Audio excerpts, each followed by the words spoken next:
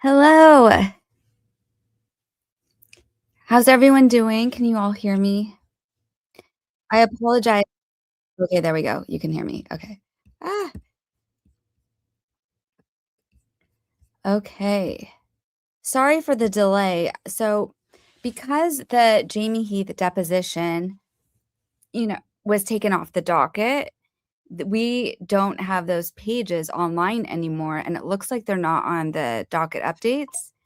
I can check again, but so I was trying to see which way I could present it with StreamYard with the PDF. And hey, Christina, I DM'd you, but I don't know if you got it to see when was a good time to go live. But here we are. And I'm going to keep this short. I'm going to keep this to like an hour and we can do a part 2 this weekend or tomorrow maybe. Hi, Lori. Hey, Wrathful. Kenny was number 1.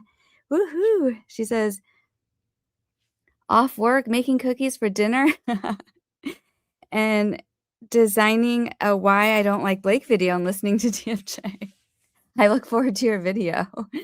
Okay, sweet. So we have people coming in and here's Jen's happy place. She's setting up a gel mani on myself while taking in DFJ. Okay, so I hope that this will be slightly entertaining. So let me just make myself smaller and make this bigger.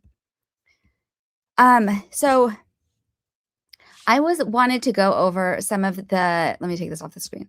I wanted to go over some of the Jamie Heath deposition, particularly the last part, because, and let's just recap really quick. Hold on, let's see what my slides have for us. Yes. So just in case you've been living under a rock or, had anything else going on this week besides this docket, Blake Lively's lawyer, Kristen Bender, doxed Jamie Heath and Justin Baldoni. She filed this docket, right? This docket number. She filed all of these. You see all these pink ones that say 10 cents next to them? All of these are slip sheets. But somehow in between these two right here, attachments 8 and 9 had the entire depositions unredacted of Jamie Heath and Justin Baldoni with their addresses highlighted. And I have not been able to find anyone who's been able to convince me that that was not deliberate. And why, I don't know. But honestly, I think it's even insulting to this trash can, in my opinion, garbage can of a judge, Lyman. I think it's even insulting to his intelligence to say that this was not deliberate, to try to pass it off as like an oopsies. There's just no way, in my opinion. And I was listening to that Tilted Lawyer, shout out to Omar, because I was on his take on this. I don't know if you guys heard him. I think this was last night. And he was saying he thinks that this was like Lively's team's way to do like a mock trial, to like get it all out there and see what the reaction with the public would be, which I thought was an interesting take. And I could see that because, I mean, honestly, honest to God, I don't see how this at all could be an accident. I mean, I have to show this just one more time because look, like when when Kristen Bender filed this, and I don't care, she can try to say it was like a paralegal, an intern, I don't care. This is a high profile case. They are well aware of this. They've already been spoken at before. They had to go back and fix a document where they had doxed people. This has been brought up several times. Perez made a whole thing about it. I know they know about it. And when you have to think, every time they put this in, they put one of these exhibits in, they check, and it's just it's a slip sheet. They scroll through exhibit 1, 2, 3, 4, 5, 6. And then all of a sudden this one has like an entire deposition. You know what I mean? There's no excuse for it at all, in my opinion. So, oh yeah, I had to add the 2 more Sesame Street characters to our cast of characters. This is not that good. I need to reach out to Asshole Media. They usually take whatever I make and they make it look a lot better. But this is Shaw, who we're gonna get to. That's Stephanie Jones's lawyer, and that was the last part of Jamie Heath's deposition. That, I mean, he just destroyed her. It was pretty good. So we're gonna get to that. And then this is Kristen Bender. And I don't know who this character was on Sesame Street. I actually had to look up more characters because I think I had ran out of ones I knew. And it looks like it's some sort of chef. So, because I think she was cooking up some sort of plan. What was her plan? I don't know. Look at that's the rest of our cast of characters. But like, really, I'm just curious what you guys think of why they would do this. And so like Omar's theory was it was a mock trial. I took it like if this was me and they had put my address out there, I would take that as a threat. Nothing short of a threat. In fact, I would probably, you know, I would want them to file every sort of sanction there was possible. I don't know. And with children at home, this was to me this is a threat. I've seen it brought up that it could be like retaliation of some sort. I don't know for what. Like this is, at this point, everything that's out there is because of Blake, really. Or was this some kind of like the dumbest PR ever for like some reasons I don't understand? Well, I guess because when you look at the questions, a lot of the questions are, I mean, there's even one point where Jamie Heath's like, are you just trying to tell me something? Or are you actually like asking a question? Because it almost seems like they know they're not going to be able to get meaningful, like anything, answers out of these people. Like they know that this is done. Like they're done. So like there's nothing there. So I think that maybe this was just a way to get all these words in SEO or whatever. I don't know. What do you guys think? Oh, we'll go back to that one. Let me just check in with y'all's the chat. Look at everyone. I'm surprised there's this many people on Friday. Yeah, Christina's right. You don't make mistakes like this. It doesn't make sense. It doesn't make sense to me. It doesn't ring true for me. Oh, Khaleesi's here. How are you doing? Yes, I said that Omar stated that. Exactly. I said it was a mock trial from when I was listening to him last night. Exactly. So I gave a shout out to him. That was his theory. I was just explaining that, was that what it was? I mean, or, what other reasons were there? OSV says, I think it was anger, distraction, and they're losing, so why not? And the part of the part of the issue for me is that like every single time without fail, every single time something is unsealed and put out there, it always is a win for Wayfair. And once again, even though the doxing was terrible and unexcusable, it's that part is that's really bad. But I think it's still a win for Wayfair because like there's this just made them look better. And it just shows they have nothing. And so much came out that we probably wouldn't have even seen. Because the other thing that like Omar said was he said that he's never in his career ever had to file like an entire deposition. Usually it's like part of it, but not like the entire thing. And so that was just like another strange choice here. Like, why did they have the entire thing? They could have just taken out the pages that they wanted to use, which they eventually admitted later that they only really needed to use a certain pages. It's also a dog whistle to Stephanie Jones and Colleen Hoover because we have way more info than we did before. Oh, it's also a dig. It's also a dig to Stephanie Jones and Colleen Hoover because yeah, it is. Because Stephanie Jones, her lawyer was flailing. Okay. So I think I caught up with everyone. And let's keep going with this. I just have one or two more slides that I wanted to do. Okay, so this is my assessment so far, and I haven't finished reading Baldoni's, but from what I've read, Heath and Baldoni aced these depositions. I think that Lively and Jones, they were very careful not to mention Van Zandt because that was the very first thing I looked for. I was like, I want to get to the Van Zandt part of it. Like what did they ask about Van Zandt? And we didn't hear anything, but I'm going to go over the part where she's trying to pry about it, but she never says the word Van Zandt, which I found interesting.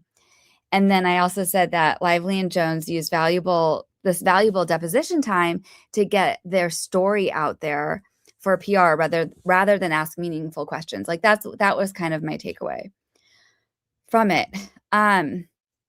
Yeah, so have you guys read the full Jamie Heath? I don't know what's been like going, what the other creators, if people have like read the whole thing. I know Lauren was doing Justin Baldoni's. I don't know if anyone's done Heath, but I know here in my chat, we have read most of Heath's depositions that had been out there already before, because remember the one live stream where I had a plan to like talk about something else, and then you guys had came in and you're like, oh my gosh, the Jamie Heath timeline is out. You have to read the timeline. And I read like every Jamie Heath like docket drop that had come out except for the timeline. So we were just spent all this time reading all this Jamie Heath stuff, and then we finally got to the timeline and we got to the Taylor Swift part of it, and then we did eventually get there. But I don't know if you guys remember that, but because of that, I think like this chat, I think all of us are pretty well versed in a lot of his deposition.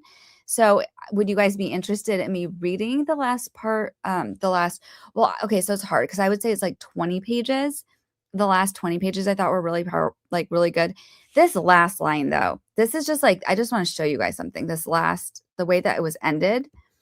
This is the last thing he said. This was to Shaw. Okay, Shaw is Stephanie Jones's lawyer. And because she says, did Wayfair have any interest at the time of preventing Miss Lively from telling the truth about her experience on production? Shapiro says objection. And then he says, do we have any interest in preventing her from telling the truth? No, I don't have a problem with someone speaking the truth. But if someone says that, if my truth is that you're racist against me, and that in this room you were calling me names, and there was a clause that says I can say my truth, and that was the truth, I think that's a problem. So I think there is some conversation around that. And then Shapiro says, okay. And Michelle says, okay. And Shapiro says, I'm pretty sure we're done now. And then Michelle says, thank you, Mr. Heath. The way that ended, I thought was so good, because he wasn't exactly saying she was racist. You know what I mean? But just like throwing it out there, using that as an example to kind of just say how like, Lively basically wants her truth, to be the truth. I don't know. I just thought it was like the way he handled these lawyers was so good. Rathel says, does Epstein lawyer know Blake is lying? Then I worry about her credibility. I mean, at this point, I don't know. It's supposedly the Epstein lawyer, or some of the victims of Jeffrey Epstein, that lawyer was hired by Lively, but apparently to her legal team of like, how many does she have now? Like she has so many lawyers, but I guess it's not for to actually be our lawyer. It's like to help with the PR. So, which is also crazy, because then it's like throwing Leslie Sloan and like Shapiro ex CIA PR guy under the bus, kind of, right? I don't know. Yeah, exactly. OSV, you heard they hired a new lawyer just for PR. That's the rumor on the street. It seemed like that was an exclusive to People or something. So, I mean, seems like it would come from her, right? Very interesting. Julianne,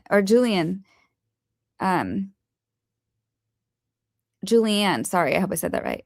I'm wondering if they hired the Epstein lawyer partly for SEO manipulation because of the Blankenstein files thing everyone was saying. I don't think that they would hire her for the SEO. I think they're hiring her literally, for PR, because this person supposedly represented victims of Epstein. But what she doesn't understand, oh my God, let me see if I have this file sitting around to show you guys really quick. But what she doesn't understand is like, she is the Epstein file.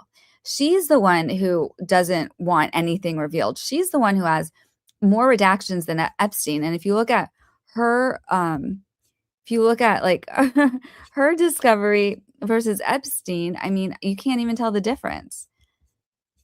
I don't think I have it ready offhand, but I had a graphic where I compared like something from Epstein and something from her, and it's like you can't even tell the difference because there's so much redaction, like unless you really tried reading it. But that's so annoying. Sorry, guys. I think I had just posted it actually on X. Oops. Let me see. But okay, so do you guys want to get into the last part of the Jamie Heath deposition? Y'all let me know in the chat, because I don't know if anyone else has gone over it already, and I always feel bad. I don't want to like do something that you guys have heard before. Yeah, so I thought that I had like responded to one of, here it was. Yeah, it was the People magazine. Okay, so let me show this. See, for the people, they said Blake Lively hires Jeffrey Epstein's victims' lawyers ahead of Justin Baldoni trial, and I was like, except Lively is not the victim here. And like, see this, like she has like more redactions than Epstein, so that's just what I think.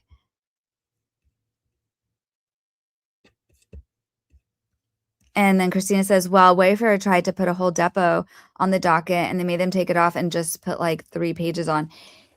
Yeah. And well, when they did it too, I mean, I can't even remember what that was for, but like, I mean, well played by them because like she didn't want anything shown, but she's the plaintiff.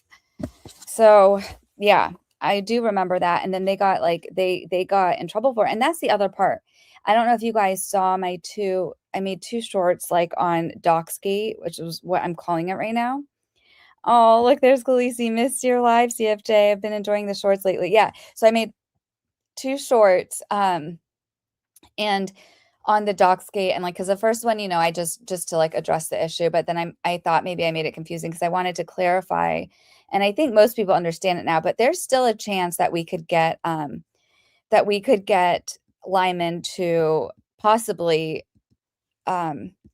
sanction them. But we just haven't he hasn't I think it's like kind of like really after the fact now. I don't know what's taking him so long because right after this, like, Wayfair, they filed something saying like we are going to file like we're filing a sealed letter to address this doxing. It's literally a violation of the protective order for the court, and then they cited another docket number, which was where he had told where Lively had done it before, and Lyman had to tell them like you need to refile this and redact the phone numbers and whatnot.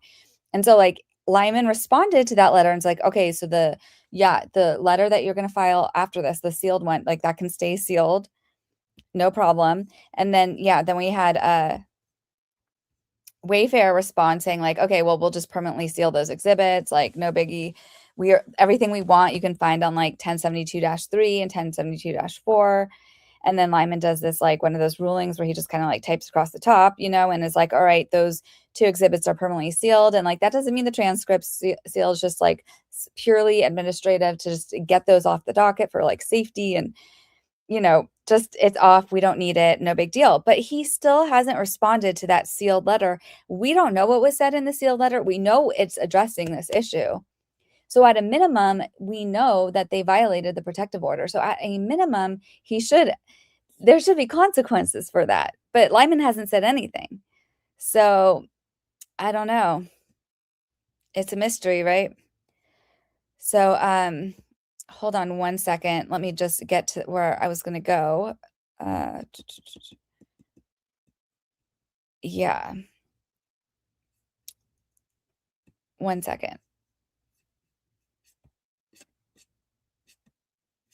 Oh my gosh, I have a super chat. Did you see Blake Lively's interviews from Shinonos and her puppy? Did you see Blake Lively's interview with Jenny B. Fine, where Blake Lively says Blake Brown was born before some of her children? Sounds like she has SH herself referring to reproductive imagery. No. Where was this? Who dropped this? I know people have been like sleuthing hard. And that's the thing. Like with Lively, uh, even if she thought like somehow they thought that they did this deliberately, they thought this was somehow going to help her somehow, threaten the other parties. I just think that like she doesn't understand the amount of mommy sleuths and daddy sleuths who follow this case because like people are down all sorts of rabbit holes now looking up stuff. No, where did you guys see that? I need to find that. Oops. Yeah, that was the other part I was gonna pull up. That's amazing, Shanos. Thank you for the super chat. I need to look that up. I have not seen that. I did see where CJ posted something today saying that where Lively was bragging how like her hair care was worth so much. And she's like, so where are the losses coming from? You heard, okay, OSV says you heard Blake and Ryan put a bunch of money into Colleen's production company and they plan to take it too. Where are you guys hearing all this?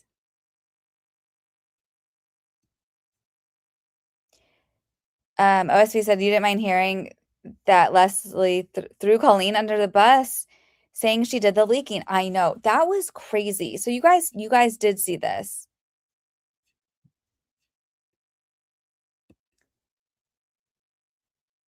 Um, I said similar, wrathful. After a year of no evidence and a lawyer takes the case, must be money over truth. Yeah, I don't know. I think, but I do think it's just for PR. Okay, so let's see. Did I miss anyone else? Okay, here we go. Julianne. I mean, the story of lawyer will change the reference now to Epstein files and connecting to her name. I know. See, like, but see how that like is again her scoring for the other team. Like she's scoring in her own goal. Like by doing that, that is so stupid. Why is she connecting her name to Epstein? If they somehow are so dumb and they thought this would like connect Wayfair like to Epstein, it's not going to work like that. Like it's going to be associated with Lively. It's just I feel like it's the dumbest PR I've ever seen in my life, and it kind of like I can't believe it's real. Okay, Chrissy said Cassie had a video about James V obtaining a new lawyer and believes he was discredited by Lively's lawyers because of all he knows. I think it's something they would do. Yes. I did have a slide on him because and I watched her video. It's really good. And I did this so last minute, but I will link it below or I don't know here. Hold on. Actually, it should be in my history because I literally just watched it earlier today. Um, I'll link it in the chat really quick.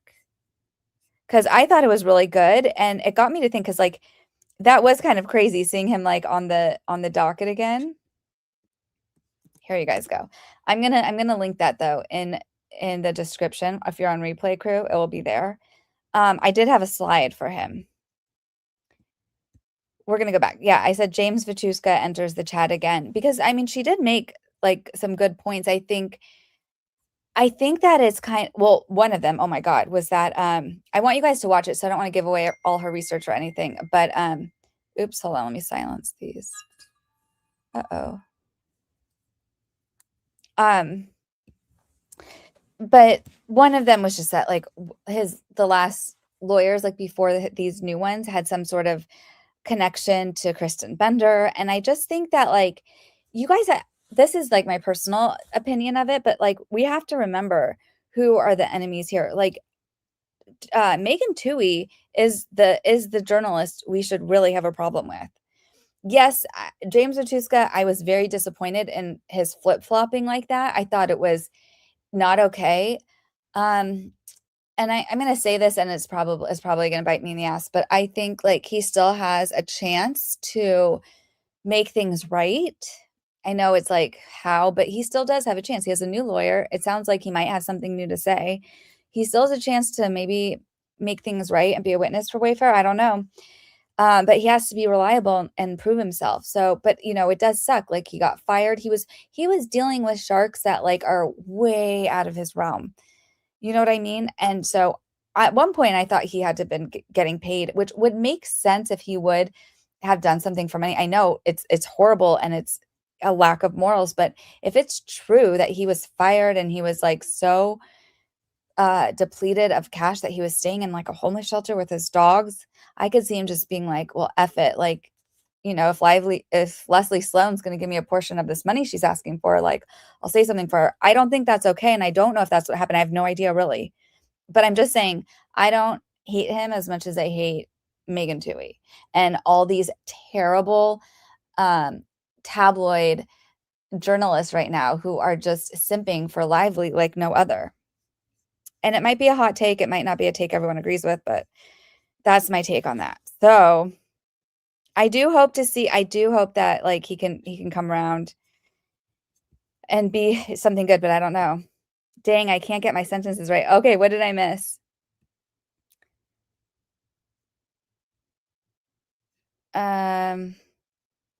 Yes. Yeah, exactly. Just okay, so this new lawyer for Lively, yeah, she doesn't have to do a notice to appear if she's only doing PR right now. But, if she plans to be in at the table, like in the hearing on the 22nd, then she better put something in. Okay, back in about 30 minutes, going to continue riding home and get out of the heat before I have a heat stroke. Gelp, you take care of yourself, please. Drink some water. Don't have a heat stroke. Are you talking? Oh, Jesse and Max, hello. How are you? Yeah, I think that they're just having this person handle the media right now. That's what it sounds like, which is crazy because it's like how much. So, are you saying Leslie Sloan can't like handle this on her own? Are you saying that your ex CIA PR guy can't handle this? I don't know. Jen's happy place says, I think the ceiling is to not bring public attention to it to protect JB and JH. The ceiling, okay. And yeah, we haven't seen any evidence that rises to the SH levels. So, um, here, I've been following every intuitive channel I can find on this. Finally, Lyman is fed up. But whether that means he will rule fairly, who knows? He does know they lied to him about what they had. I don't know if he knows that or not. I think like there's something wrong with his head, in my opinion. But I mean, I think though even Lyman would not buy it for 1 second that that was a mistake. But then again, I'm just like, well, where's the sanctions? Because if this was reversed, if Wayfair had put Lively's address on the docket, highlighted, unredacted, we would have seen motions for sanctions. We would have seen it in the press, and Lyman would have eviscerated Wayfair right away. So I still am not okay with the fact that like this happened several days ago now. Why hasn't Lyman done anything? Maybe it is something behind the scenes that we don't know about. I don't know, but it doesn't seem right. So OSV says several channels have been spot on and I've watched them for a year. Well, I hope I'm one of them. Um okay, so let's get to that. Let's just get to that the transcript if you guys don't mind. How long have I been going? Okay, so we have like half an hour left because I'm just gonna do like an hour and then I might do more tomorrow. So hold on. Let me just change this really quick. I want to go back to yeah, we'll leave it here and then let me pull up the document. Okay, so this is my first time using this program to share a PDF because normally we just read it straight off of what is it called? Court Listener. So we're going to try to see how this goes. Let me see if you guys can see it. I should take this off the screen. The only thing is like, see all this space up here? Like I can't figure out how to make this go away. So it just takes up so much real estate, but we'll just have to go with it. Is that okay for now though? Christina says Blake isn't a real victim and she is repping her. And what if people start making comparisons? This makes me so dang mad. Those are real victims, Blake. I know. Yeah, exactly. She's not a victim. Hey, girly, how are you doing? OSV says, yes, but I meant the intuitive channels that give insights into the case. Okay, are you talking about like astrology or something? Is that what you're talking about? Okay. All right, it's all good. There's no hide tab. I know there's not. I don't know why, but like this is the best I can get unless you guys know another way because if I just try to pull it up on StreamYard, it won't it just won't show it won't let me zoom in or anything. So this is what I'm stuck with right now. If you guys know a better program, let me know, but I think we're going to just try this for now. So here we go. So let me just say, so basically you guys probably have heard this part already where, oopsies, this is already going to be a disaster. Where, because I also have it on Google Drive. We could try that after this doesn't work. But you know how, like, so basically they're trying to tell the story. Because remember how we actually did it. I think we read it on one of my lives where Stephanie Jones, it was Jen Abel filed this exhibit where Stephanie Jones is trying to say that like she wasn't the leak. And Jen Abel tells her like, no, you were the leak to Daily Mail. Do you guys remember that? So now Stephanie Jones' lawyer is trying to like rewrite that narrative about this Daily Mail article. And this is all from August 8th. August 8th, 2024 was like the day from hell for everyone in this whole saga. So,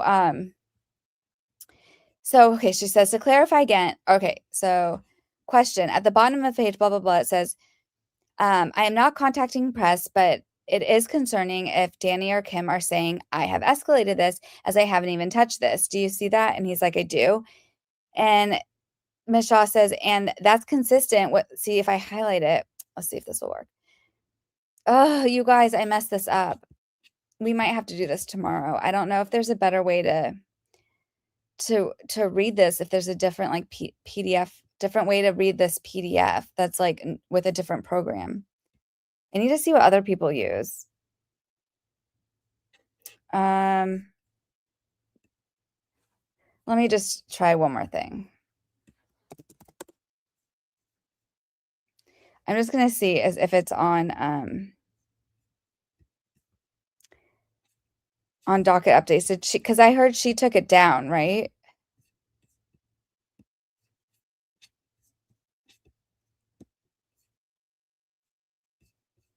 Yeah, she took it down. This is like only the she only has this yeah, she only has this 200-page one, so that's not it.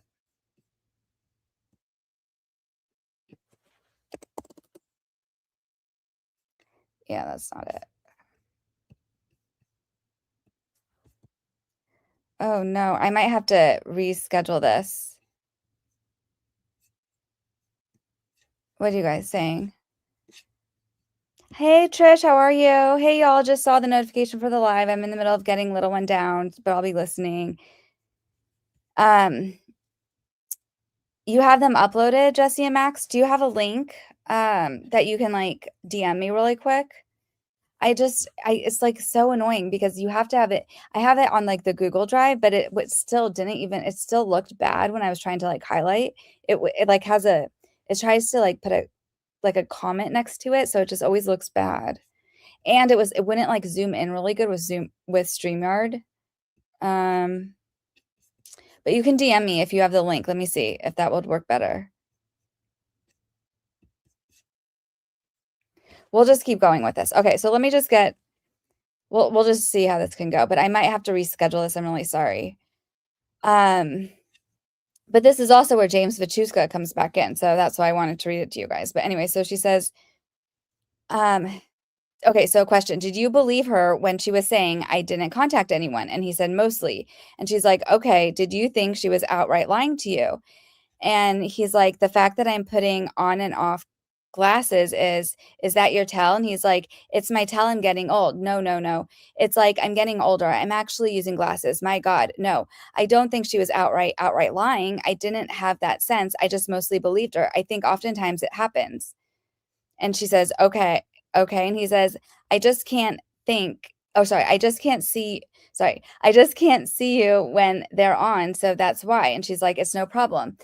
And then she's like, did you listen in on Leslie Sloan's deposition on this case? And he's like, I think I logged in and probably I don't think so. I think not. I think I may have logged in for a moment, but there was another deposition happening and I just never questioned. Did you read the, excuse me, transcript from Leslie Sloan's deposition?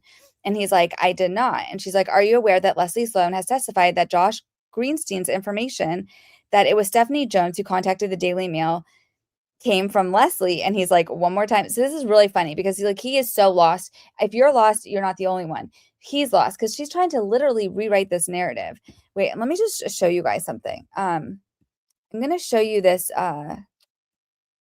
this docket exhibit because I mean, Jen Evil basically says, Stephanie, like we know that you're the one who leaked it. Like you cannot lie about this. It's so obvious. We've been told this by someone from Sony even told us that you're the one who leaked this. So stop trying to like pretend like you didn't leak this. Here. It's this one. You guys remember like when we went over this one? And like the Daily Mail had reached out to Stephanie Jones and then they keep going. We'll go down to the part where Jen says it. Because Stephanie Jones like, Jamie, I've not spoken to Daily Mail. I have not spoken to Danny or Kim at Sony. The above is a significant accusation. I find it hard to believe true. My main goal is and always has been to protect Justin. And And then she like edits it and edits it again. I'm like, it's just she's a mess, in my opinion. And then this was Jen, where she says, uh,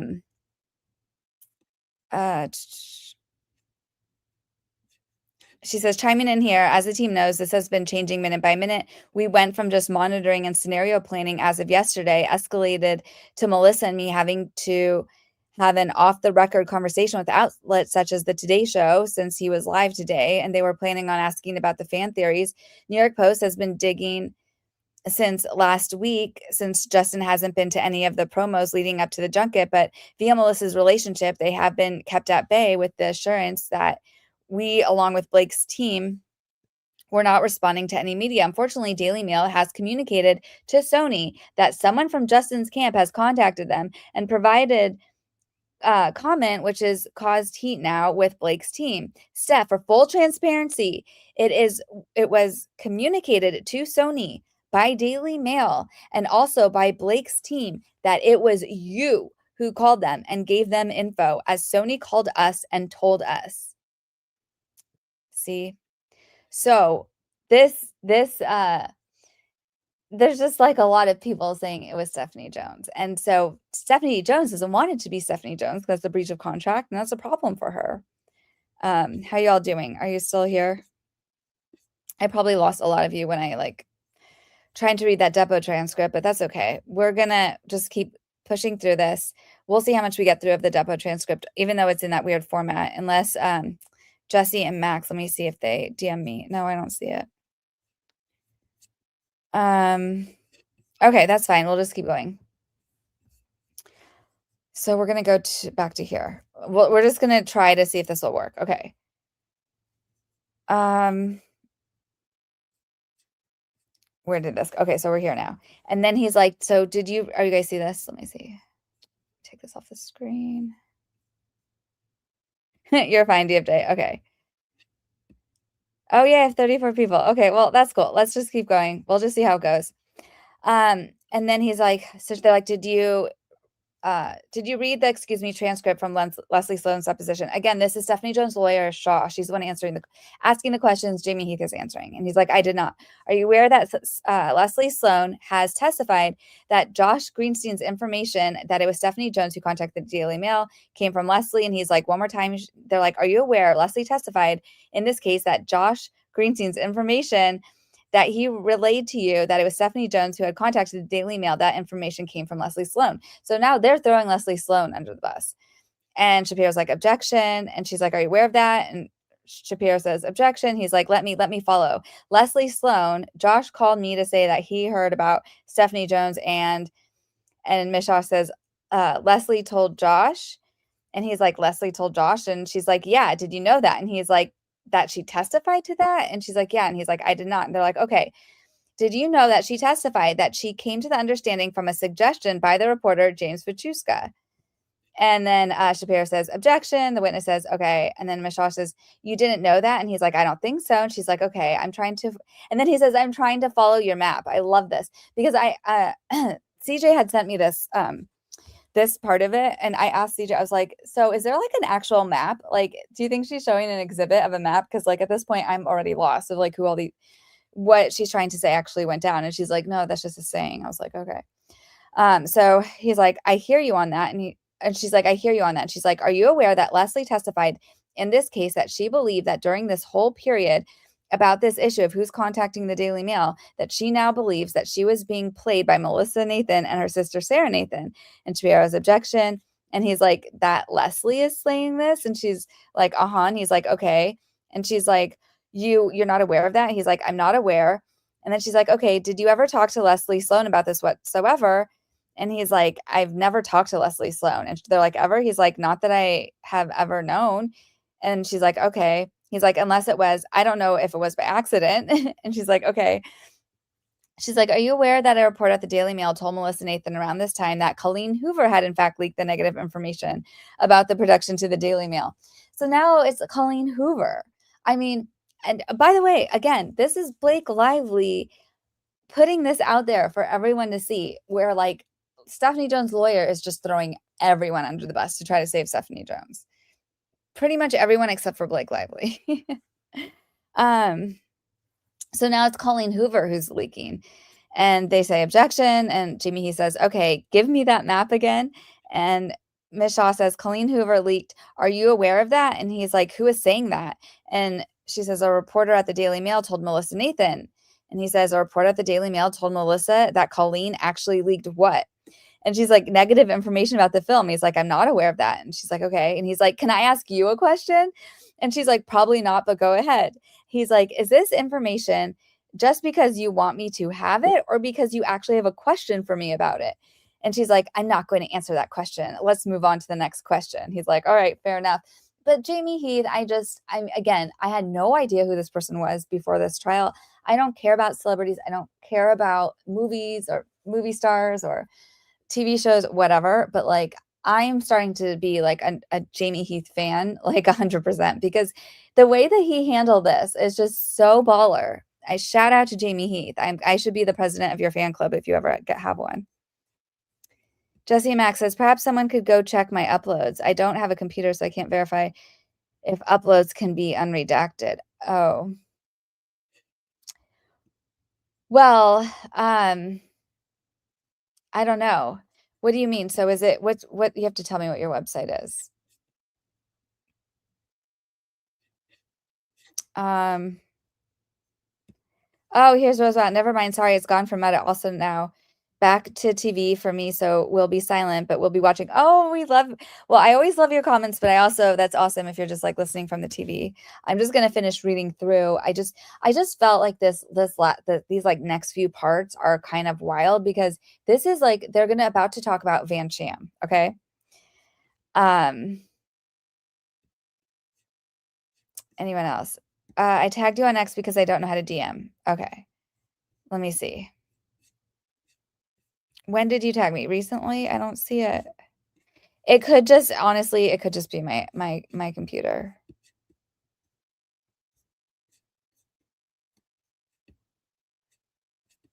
I don't see it. What's your website? Well, let's see if we can get through this. I mean, I feel like it just sucks because usually I like to highlight so you guys can see where I am, but like then all this crap pops up. So I don't know how to do this. I'm gonna have to get another program. And it sucks because like StreamYard doesn't even have like a PDF viewer program, which I'm like, their subscription really makes no sense. It doesn't really actually offer as many things as I thought it did. Okay, so basically that was pretty funny from Jamie Heath. Let's keep going. All right, so do you have any indication that she didn't follow that instructions after you gave it? Because she means the instructions you gave to Stephanie Jones, like stand. Okay, wait, hold on.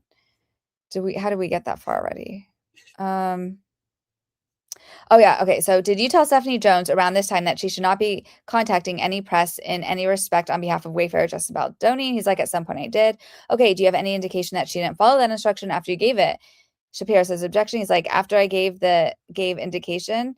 Well, I would have to reflect on that because I do remember answer me the question one more time, if you don't mind. She's like, sure. Do you have any basis to tell me as you sit here today that Stephanie Jones didn't follow your instruction for her to stand down after you told her to do that? And he's like, I don't know. I can't recall anything. And by the way, this is like he's in like the last part of this deposition. He's been like, I think this is the second day. So it's like he's done 14 hours of deposition. Or is it the first 7 hours? I don't know, but he's done a lot of hours at this point. 7 or after 7 doesn't matter. 7:14. Like he's done a lot. Okay, so after that point in time, you told Stephanie she was not to contact any reporters on behalf of Wayfair Justin. Did you have any substantive or strategy or other conversations or communications with Stephanie about Wayfair's publicity after that? And he's like, after I asked her to stand down, she's like, uh-huh. He's like, I didn't have any subsequent conversations with her. Or did I have any subsequent conversations with her? Yes, about the positioning of Jones Works with Wayfair. She's like, about Wayfair's publicity plans. He's like, right, not immediately after. When I say immediately, I don't mean within days because we were dealing with the current flames, but that is something that became apparent to me that there seemed to be no discussion on that at some point. Once I learned, you mean during this time or at any time? And she says, what I'm essentially asking is, after you told her to stand down, did you later like loop her back in on the team to get her involved or no? And he's like, as I said, she's never been involved. And they're like, okay. And he's like, as far as I'm concerned, she's like, okay. So you didn't invite her into the team after that. And he says, she was never a part of it. And she's like, okay. And he's like, no offense to Stephanie. And she's like, understood. I mean, he throws shade without like throwing shade. You know what I mean? I love him. She just never was. So other than some of these instances, and then she says, now there came a time in late August of 2024 where Wayfair provided notice to Jonesworks that it was terminating Jonesworks. Is that right? And he's like, late August? She's like, uh-huh. He's like, I probably need to see an email or something so I can confirm the date. But for the moment, I can take your word for it. And she's like, sure. Even apart from the date, you recall there came a point in time when Wayfair terminated Jonesworks, right? He's like, yes. Okay, who made that decision? He's like, ultimately, me. Okay, why did you make that decision? He's like, I mean, I think I expressed it before, so I'll just give you the short version. She's like, please. And he's like, I come to the conclusion that I lost faith. I don't like saying I had lost faith in what I believe Stephanie could provide. And Jonesworks felt like, thank you so much, a place that we've been for some years and, changes happen. Wait, hold on a second. Yeah, okay. So I want to make sure I go down. Yeah, okay. Changes happen. And also, our point person who I trusted with my kids, going back to the babysitter analogy, I just trusted her. And here she's going somewhere else. And this happens all the time with agencies and managers, you have a relationship with. And Miss Shaw, not the law firm, not the law firm you are at. And she's like, thank you. And Shapiro says, do you want a break? And Miss Shaw says, yes, I think the reporter would like a break. Why don't we go off the record? How long would you like? Okay. So they went off the record, and then hold on, because I want to skip to the part where it says, okay, well, now we're getting into counterclaims. So this might be it, because there's a part where he basically starts telling her to her face that Stephanie Jones is a liar.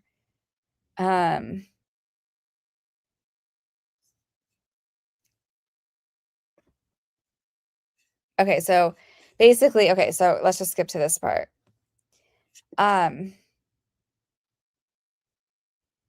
So she's like, who ultimately at Wayfair made the decision to file the counterclaims against Jonesworks? And he's like, I believe that would be Steve, Justin, and I.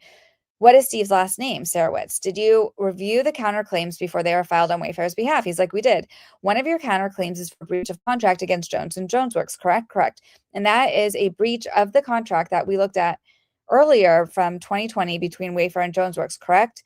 He's like, okay. He's like, correct. And she's like, okay. And you allege, Wayfair alleges in its counterclaim that Jonesworks have breached this contract because Jonesworks and Jones failed to render services in a professional manner and in accordance with Wayfair's goals. Is that correct? Correct. What is your basis for alleging that?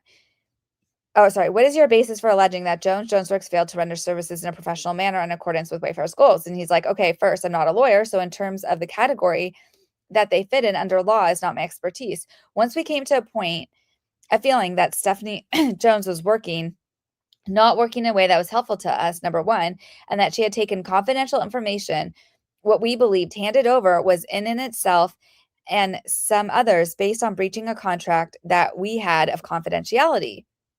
And she said, sorry, I need to have a sip of tea really quick. 1 second, you guys. Oops.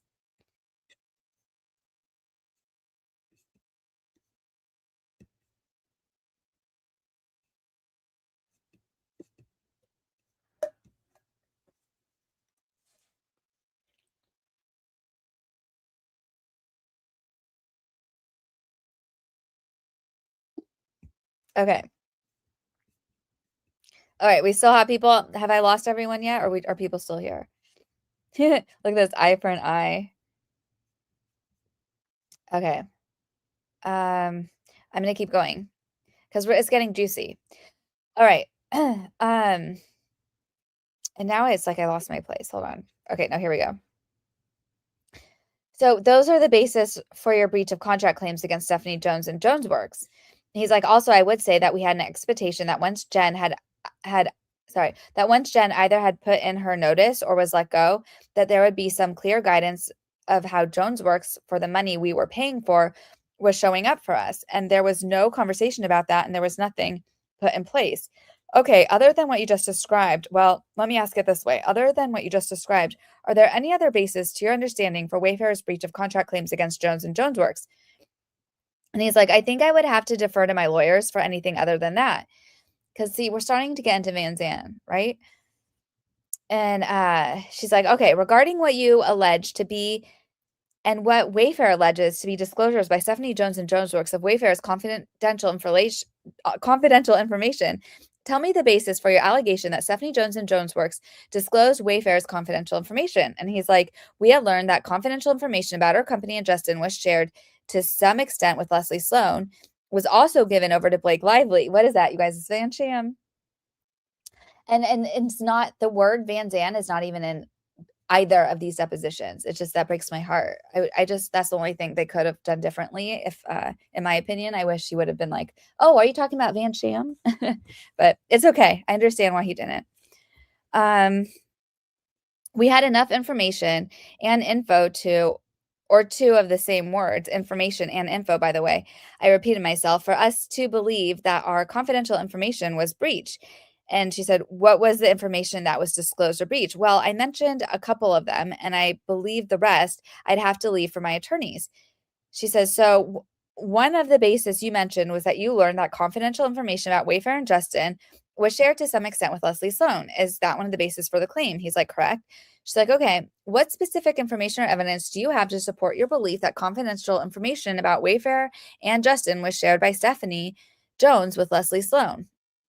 And he's like, specifically, I believe that I don't recall who it was, a name, but that the information was then shared to Leslie Sloan via Stephanie, that I think a reporter had said that they had gotten a hold of and had been read to or something, which led back to us knowing that Jen's information, which included Wayfair's information, was then breached. And based on that, through the counsel of our attorneys who did their own work, I'd have to leave that for them. She's like, okay, you're going to have to explain that a little bit more. He's like, okay. And she's like, I don't totally follow. He's like, okay. And she's like, are you saying you learned from a reporter that Stephanie Jones had shared confidential information with Leslie Sloan? He's like, no, that Stephanie had shared with Leslie Sloan. The reporter part, I'm a little confused on. And she's like, me too. He's like, me too. He's like, so I'm doing my best to recollect it. He's like, so I would have to say that this is not something that I'm prepared to speak eloquently on, other than we had enough information and belief to discuss with our attorney and then move from there. And she's like, but what was that information that you had that you thought was enough to file this claim? He's like, I don't know what the exact information was, but there was information gathered from Jen's phone that was shared with others regarding Wayfair communications. And she's like, why did you come to think of that? And he's like, there was communications between, I believe, either Melissa or Jen, who spoke to Leslie Sloan, who had said something to the effect that I have seen, maybe it was Melissa, that you guys are going, that I've seen the text messages and I know what you guys are going to do, or something alluding to that. Well, I'll tell him what it is. It's like, it was Leslie Sloan to Melissa Nathan. She's like, I've seen the text and you'll be sued. That's what she said.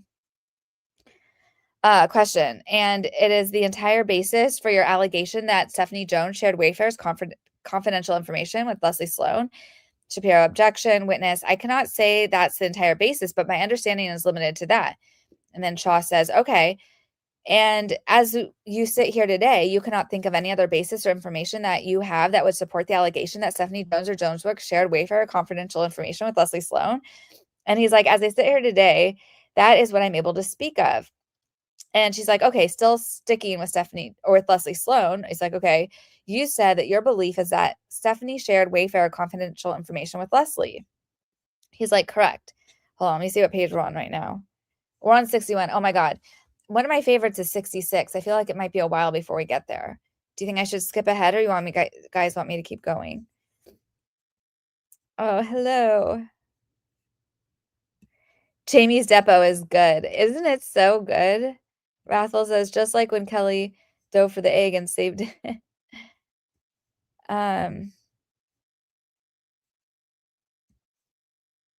Oh, you guys are totally on a whole. We have kitten and rat eating hawk. What? And we think it dropped it on the roof and rolled it down the gutter. Oh, wow. Did you save a kitty? Kenny's so sweet. LOL. We never leave you, DFJ. Well, I don't want to bore anyone, because so my favorite page, I know for a fact my favorite page is 66, but I felt like this kind of started way back, because she goes on and on she's trying to get them to explain Van Zandt to her. Um, but they basically for the next like 6 pages, they basically keep saying like, we can't because of our lawyer. And then it gets like super spicy. But should we just keep reading it? I mean, because I, for the sake of completeness, like I hate skipping ahead and leaving things out. But let me see where we are because we're 61 because it's like be 5 more of these pages. You guys think we can do it? Okay. I think we can. Oh, it's up to you. Keep going. Okay. I'll keep going. Hold on, wait. Let me see if I have any more memberships to give out this month. 1 second. Yeah, I have 5 more left for free. So let me just make sure I give those out because, I just like giving back to my chat because I have the best chat on the planet Earth. All right, sweet. And if you just got one in the chat, you can use the squirrel emojis and the milk jug emojis and all the emojis. So, all right, I'm going to go back to reading.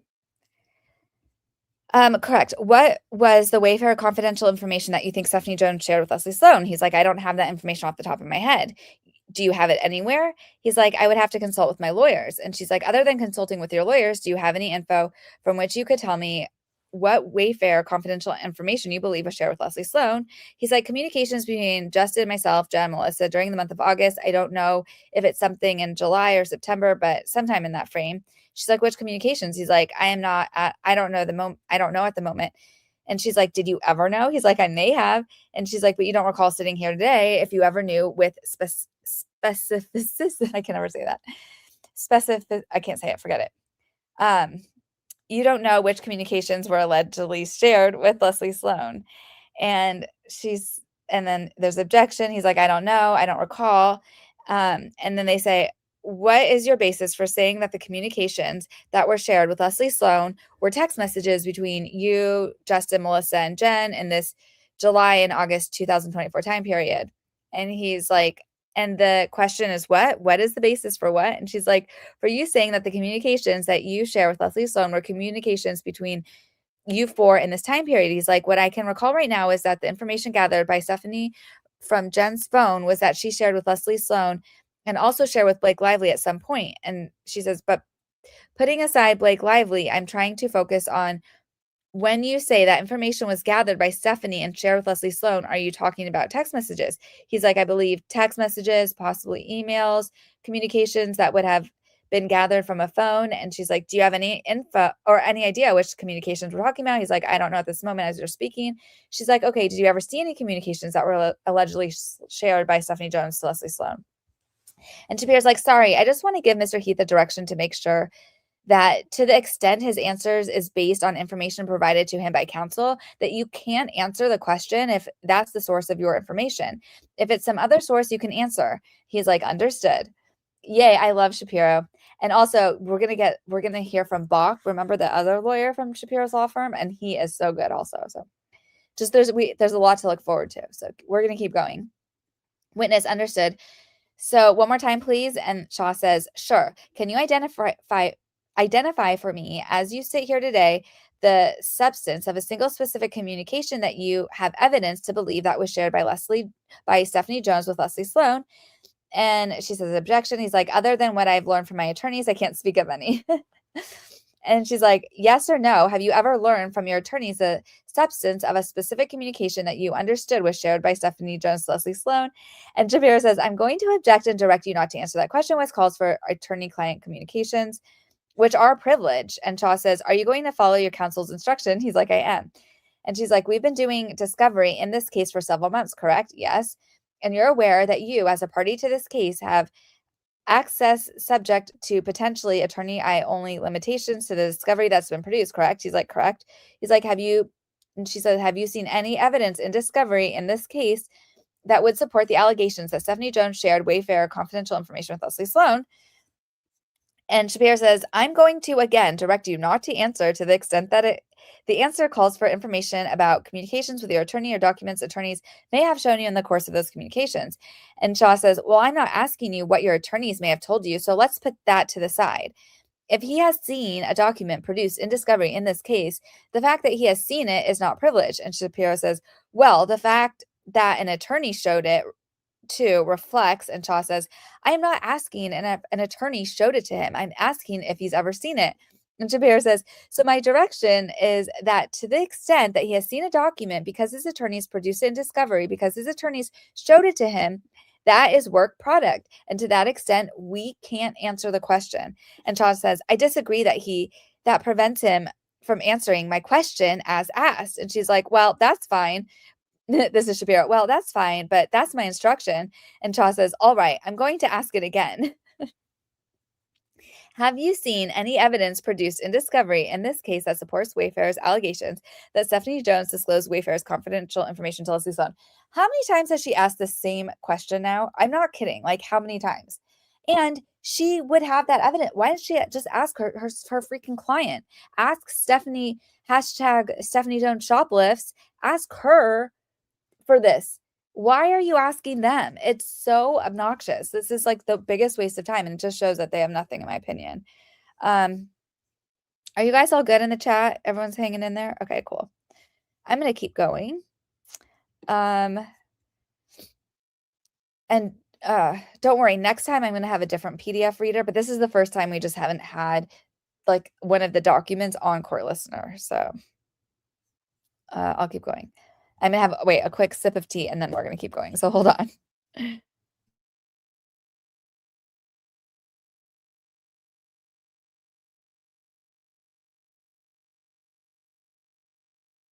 Okay, we're here.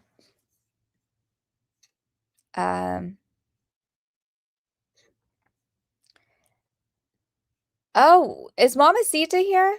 You said, is Missy B Mamacita? Oh, I don't know where Mamacita is. I haven't seen her in a long time. Hello.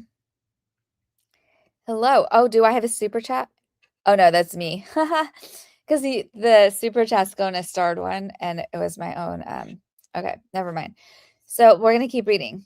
Ask FN Stephanie Jones. I know, right? Ask your client. Like, this is, they get paid so much money, and I feel like for pages now she's asked the same question. But I like that we got to hear Shapiro step in. Okay, we're gonna keep going. So again, she's like, do you have any proof of that what she's shown to Stephanie Jones disclosed Wayfair confidential information on Leslie Sloan?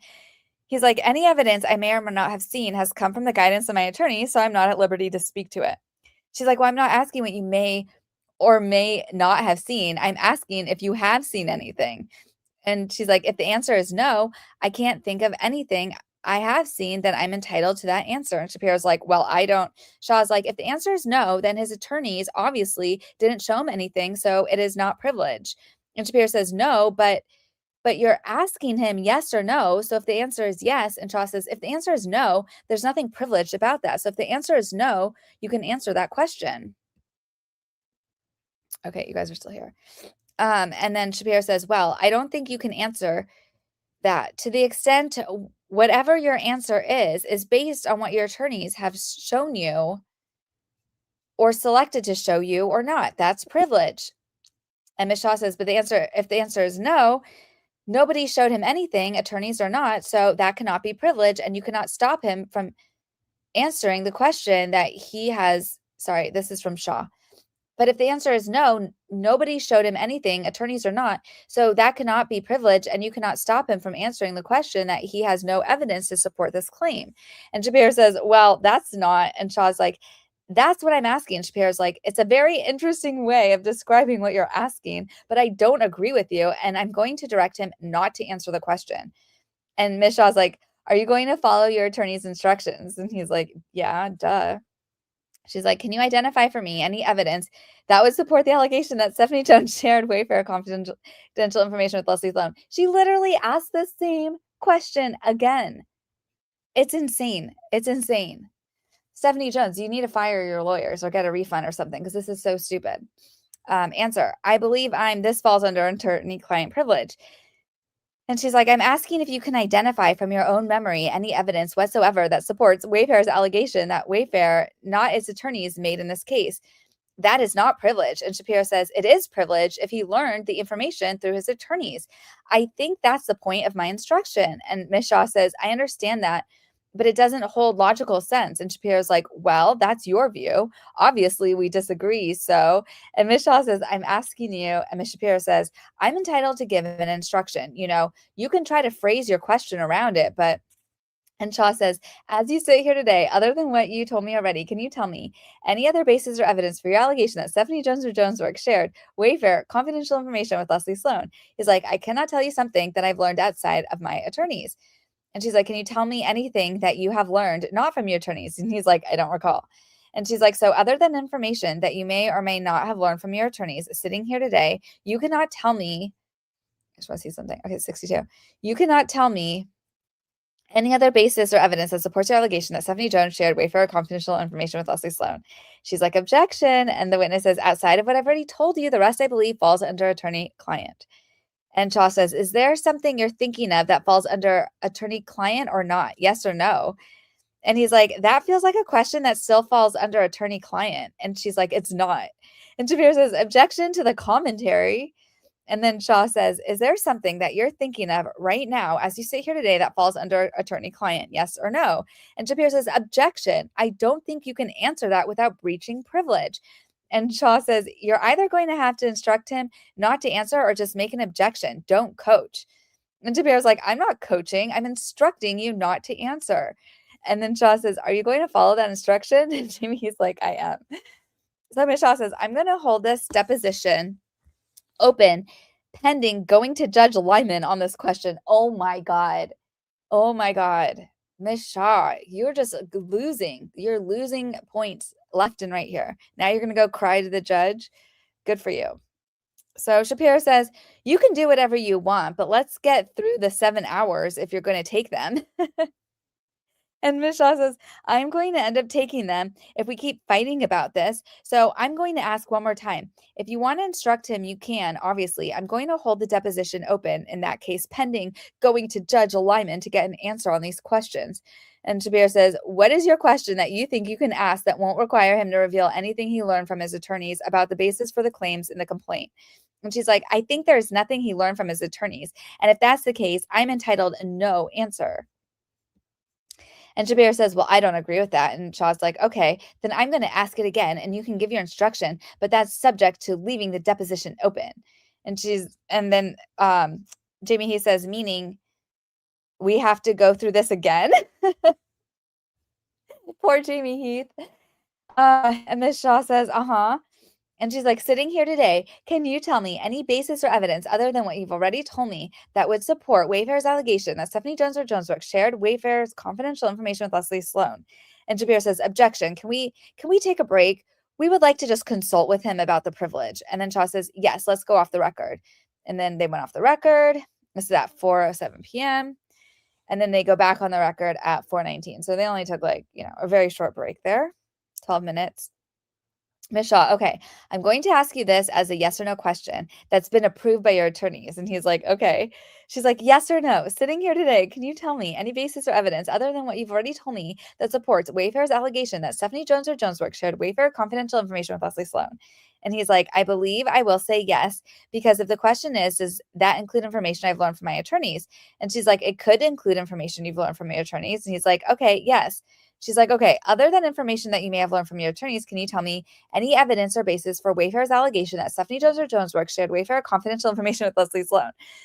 And Shapiro, objection, do you mean other than what he's already talked about? And she's like, yes. All right, here we go again. And Shapiro's like, sorry. And Shaw's like, it's all right. And the witness says, I've been up and down a lot, so maybe it's a little bit. And Shaw says, it's no problem. Other than, okay, I cannot believe she literally asked this question again. So again, blah, blah, blah, repeats the question. And he's like, I believe not. Okay, thank you. I want to move on to Blake Lively. So it's like an hour later now she's moved on. And he's like, should I get up again? And they're like, no, I hope we've worked this out by now. You mentioned that among the basis for Wayfair's claim for breach of contract for disclosing confidential information is that you believe that Miss Jones or Jonesworks shared Wayfair confidential information with Blake Lively. Is that right? He's like, correct. Tell me the basis for that claim. He's like, when the CRD complaint came out, we saw, and there were allegations of information and text messages that would have been part of our confidential information, which gives us belief that it came from Stephanie Jones. And she's like, is what you've just told me the entire basis for Wayfair's allegation that Stephanie Jonesworks shared Wayfair's confidential information with Blake Lively? And he's like, other than what I've learned from my attorneys. And they're like, okay, yes or no? Have you learned anything from your attorneys other than what you just told me that would support that claim? Yes or no? And he's like, yes. She's like, okay, is Wayfair's confidential information that you believe and allege Stephanie Jones and Jonesworks shared with Blake Lively? I mean, it wasn't Jonesworks, so I'm just going to stop saying that part of the question. It was Stephanie Jones is Jonesworks, so let's just go with that. Is the Wayfair confidential information that you believe and allege Stephanie Jones shared with Blake Lively anything other than text messages and information contained in Miss Lively's CRD complaint? Shapiro objection. He's like, other than what I've learned from my attorneys, is that your question? And Ms. Shaw says, what is the Wayfair confidential information that you believe Stephanie Jones and Jonesworks? Oops. Oh, no. Hold on. That you believe Stephanie Jones and Jonesworks shared with Blake Lively specifically. And he's like, text messages, emails, communications that would have been retrieved from Jen Abel's phone. And she's like, anything else? He's like, anything else is what I would have learned from my attorneys. And she's like, I'm going to put a pin in that one. He's like, okay. And she's like, can you mark that? And the reporter says yes. And she's like, other than what you may have learned from your attorneys and what you just told me, does anything else comprise the information that Wayfair, confidential information that you believe Stephanie Jones shared with Blake Lively? He's like, I don't follow the question. I'm sorry. And she's like, okay, what I'm trying to get at is, other than what we talked about that you think is Wayfair's confidential information that was shared with Blake Lively, text messages, emails, communications pulled from Jen Abel's phone, right? He says, right. She's like, and other than anything that you learned from your attorneys, is there anything else that you think Stephanie Jones shared with Blake Lively that was Wayfair's confidential information? He's like, not that I can recall. She's like, can you identify for me, as you sit here today, what specific text messages or emails or communications pulled from Jen's phone you believe contained Wayfair confidential information? He's like, there's a bit of that I'm confused about. What specific text? And she's like, and he's like, I can't identify a specific text. She's like, okay, can you identify any specific communication, whether it's a text message, email, or other communications with specificity? I cannot say that word for the life of me. That you believe was Wayfair's confidential information that was shared with Blake Lively. And he's like, I cannot identify a specific one. Okay, do you have any evidence that Stephanie Jones or Jonesworks shared any text message, email communications pulled from Jen's phone with Blake Lively not pursuant to a subpoena? And Shapiro says objection. The witness says, I would have to defer to my attorneys for that one. Yeah, because like, what are we talking about here? Like the real subpoena, a fake subpoena, a Van Sham subpoena? That's my commentary. That is not in the deposition. I would have to defer to my attorneys for that one. Shaw says, sitting here today, other than deferring to your attorneys, can you tell me any basis or evidence that you have for any text messages, emails, communications pulled from Jen's phone that were shared by Stephanie to Blake Lively other than pursuant to a subpoena? And Shapiro objection. Witness, outside of communications with my attorney, I cannot speak to any. Shaw says, your complaint also lists that you allege, Wayfair alleged that Stephanie Jones shared Wayfair confidential communication with Ryan Reynolds. Is that the basis for the allegation? And what do we know about Ryan Reynolds? He is the CEO of Van Sham, remember? What is the basis for that allegation? Answer, I believe that would fall under what I have learned from my attorneys. Question, have you, yes or no, have you learned anything from your attorneys that you believe you cannot tell me that is question that on this question due to attorney-client privilege? And he's like, I don't follow that one. And she's like, you just testified that you can't say anything other than what you've learned from your attorneys. Is that on that, right? And he's like, yes. Okay. And I'm asking you, have you actually learned anything from your attorneys that would support that allegation? Yes or no? And he's like, I believe so.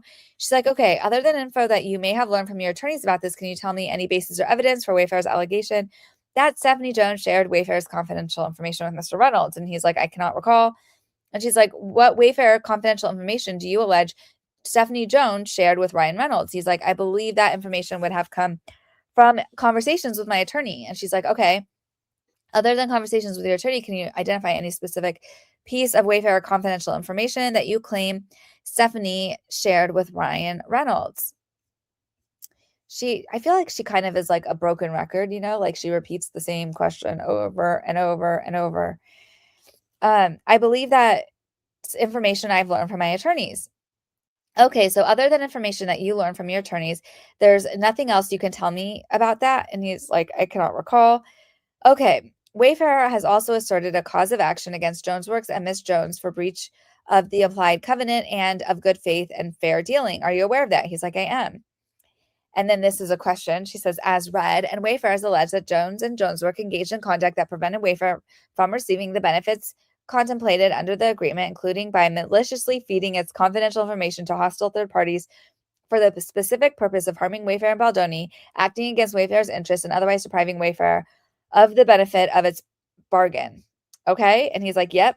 And she's like, okay, identify for me the conduct that Wayfair alleges Jonesworks and Jones engaged in that prevented Wayfair from receiving the benefit contemplated under the agreement. And he's like, I believe confidentiality is a benefit that we have in our agreement. So anything, as we've spoken about before, would have been a breach of that and fell under that. And she's like, so do I understand that correctly to mean that any breach by Jones or Jonesworks of Wayfair's confidentiality clause is the basis for that claim? And he's like, anything more than that, I would have to discuss with my attorneys or learned. And she's like, okay, yes or no. Is there anything more than that you are aware of sitting here today that supports this claim that you learned from your attorneys? Yes or no? He's like, yes. And she's like, okay, other than what you may have learned from your attorneys, can you tell me any other basis for Wayfair's claim that Jonesworks and Jones prevented Wayfair from receiving the benefits contemplated under the agreement? And he's like, I cannot recall. She's like, okay, as read, hold on. We just got to page 66, which I feel like is my favorite page. So, how is everyone doing? Cruz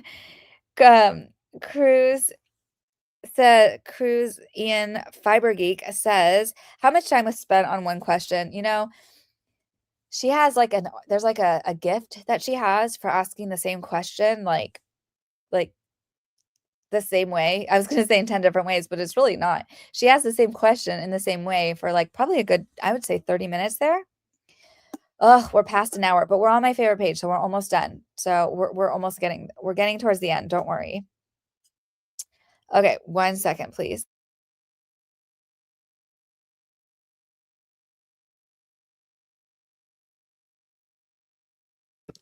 Oh, look, here's Quarter Fate 2 with her new account and new profile or new picture. Very nice. Good to see you. She needs some Shawshank redemption from the judge. Oh my gosh. Okay.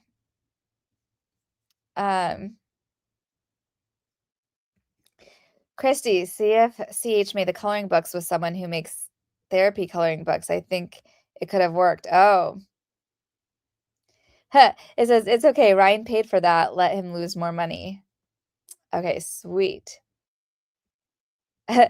Jen says, I like your ad lib, DFJ. Okay, good. As long as it's like not offensive or anything. But you know, Van Sham was my empire, like my Roman Empire for this case. And you know, I feel like we're probably not going to see it as much in these depositions or like, I think if anything, we're going to see it more in the Stephanie Jones Abel, which is like my first video on this case was Stephanie Jones. I was like knees deep in Stephanie Jones, like that part of this lawsuit. Cause the whole Van Sham thing is insane. Jen Abel's complaint is insane. So I don't know, but I feel like she's asking about Van Sham without actually saying the words. So who are we reading? Hi, Jungle Vet Jill. So we are reading we're getting towards the end here of Jamie Heath's deposition.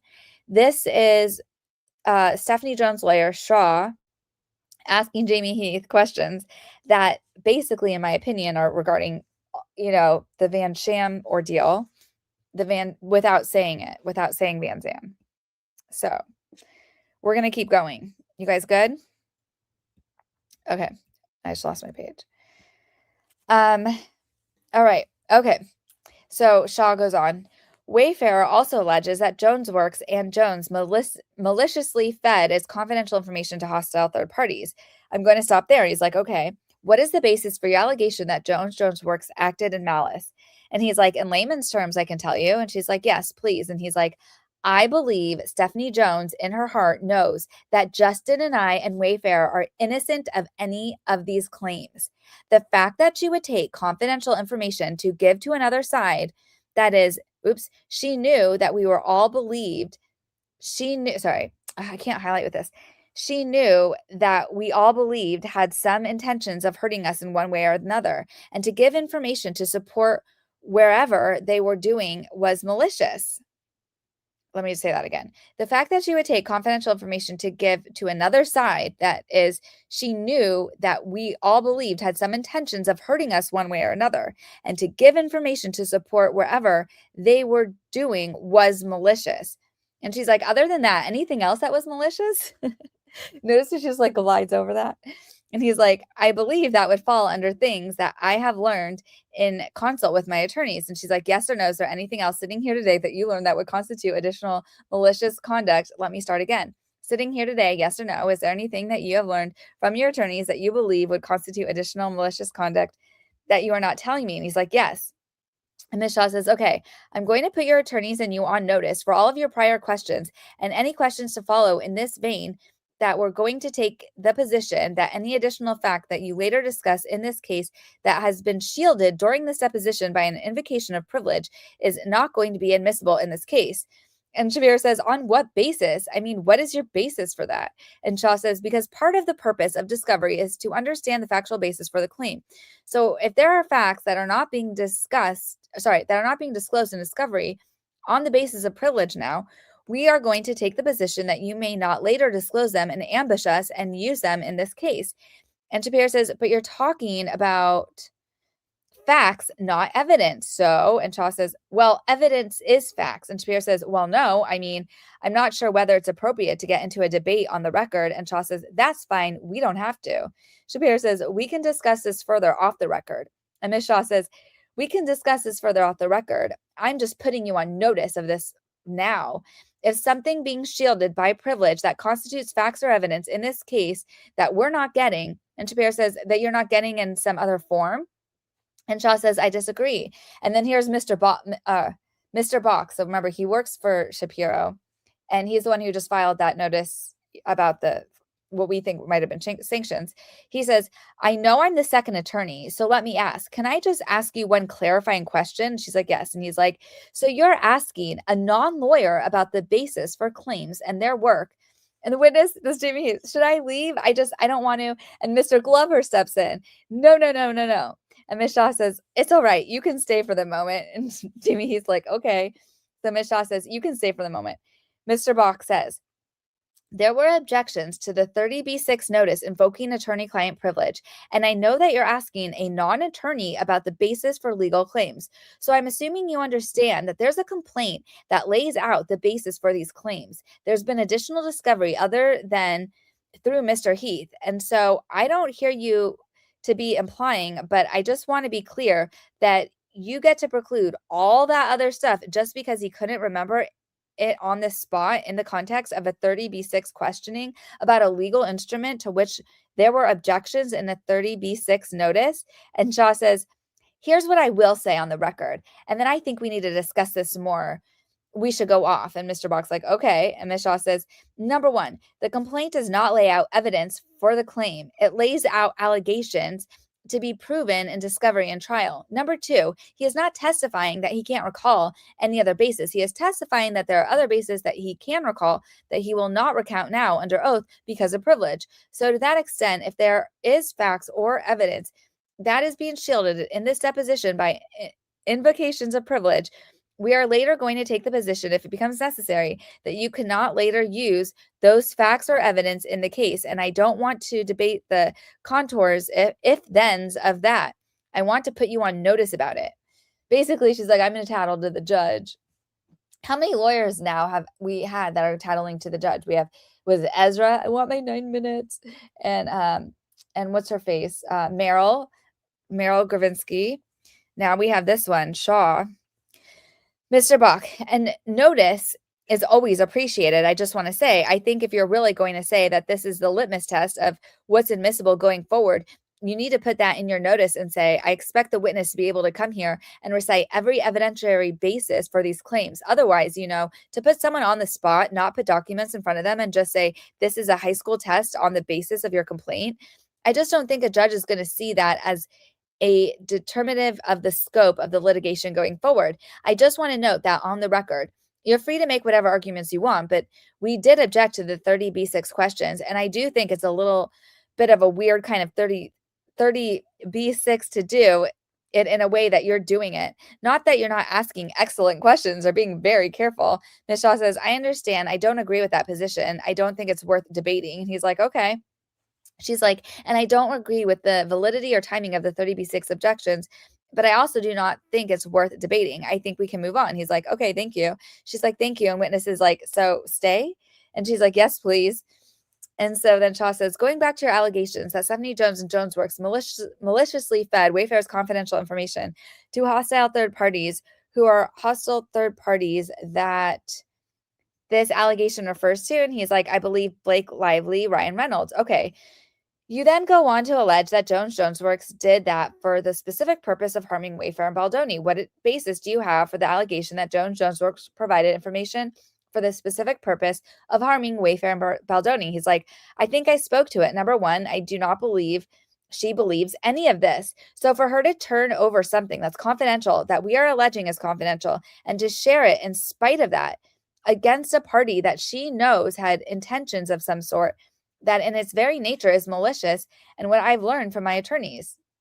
And she's like, when you say she in that last answer, you mean Stephanie Jones, right? And he's like, I believe I mean Stephanie Jones, but I'm only talking about Stephanie Jones and her Blake Lively and Ryan Reynolds. So the she would be Stephanie Jones. And she's like, okay, is there any other way that what you described to me in this whole prior conversation that you believe Stephanie Jones or Jones Work acted against Wayfair's interests or otherwise deprived Wayfair of the benefit of its bargain?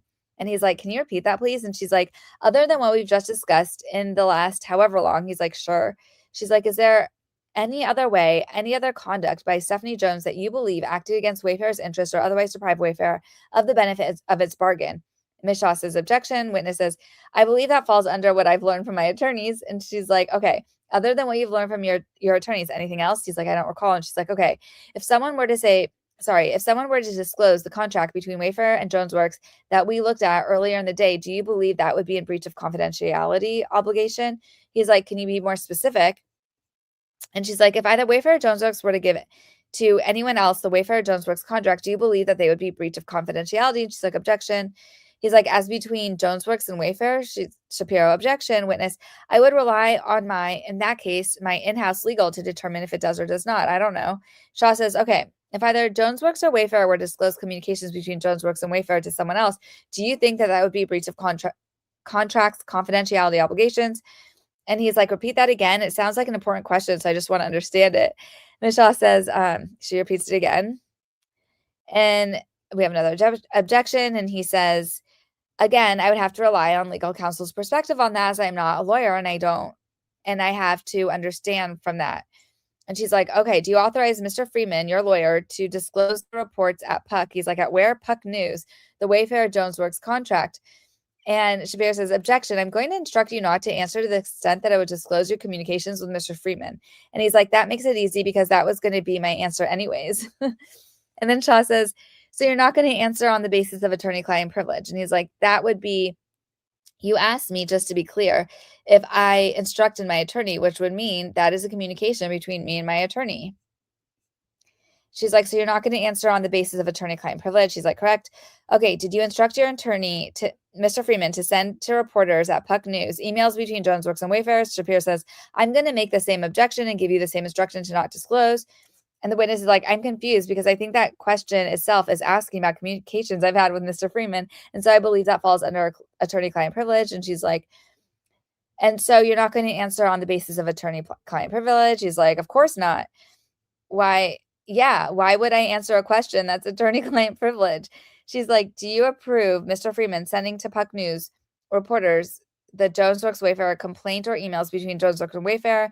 Shapiro says, I will make the same objection and this same objection, give you the same instruction. And then he's like, yes, I'll follow my attorney's advice. Okay. You didn't ask me that, but you know the drill by now. And he's like, I know the drill. So then Shaw says, all right, I'm going to show you what's marked Exhibit 36. It's a text thread between Matt Baloney at Puck News and Brian Friedman dated December 22nd, 2024 with Bates stamps Wayfair, several zeros, 167550. And witness, okay. And she's like, have you seen this before? He's like, I've not. Okay. Let me know when you're ready. Okay. You'll see on the first page, Mr. Freeman, under the moniker of Dad, sends a contract to Mr. Baloney, right? And he's like, yes, that part says, as read, here's a contract, refer yes, but print no. And he says, And she says, yes. And he's like, okay, I don't know what that is, but I see that there's an attachment. And she's like, okay, if you flip over the page marked 555 at the end, he's like, okay, you'll see an attachment that is Jones Works Wayfair contract dated May 6, 2020. You see that? Dated May 26. I'm sorry, you're talking about this document here? Yeah, that's the Jones Works Wayfair contract, right? And he's like, yeah, dated May 7th. Okay, I see what you're talking about. Sorry, can I ask a question? Are you saying that this is saying that this attachment is what I'm looking at? And she's like, yes. He's like, okay. And she's like, and I'll represent to you that this is how you produced it to us. He's like, okay. And it says, Mr. Baldoni says, as read, okay, got it. I'm on a plane for the next couple hours, but I'm confused what the subpoena is that New York Times said led to the publication of private communications. Do you see that? I do. As read, you can subpoena documents until a formal proceeding, lawsuit, or labor complaint is filed, right? You see that? I do. And then Mr. Freeman says, as read, you're correct. Subpoena is a lie. Do you see that? I do. What evidence do you have that the subpoena was issued to Stephanie Jones and Jones Works that had been produced in a case that was a lie? Oh my God. This is like they're doing everything they can to dance around Van Zandt. It's just, this is so embarrassing. This is so pathetic. Okay. Answer. I'm confused because I'm not on this. This is the first time I'm seeing this, so I don't know anything about it. Okay. Did you read the New York Times article about Blake Lively's CRD complaint? Answer. I did, but I read it one time and it was a while ago, so I don't recall a lot of it. Do you recall that the article references that documents were provided to Blake Lively pursuant to a subpoena? And he's like, I don't recall. And then says, do you have any evidence sitting here today that you can think of that when the New York Times said the documents were provided by Stephanie Jones pursuant to a subpoena, that was a lie? And Shapiro says, objection. And witness says, you mean outside of this communication, or are you asking me in general?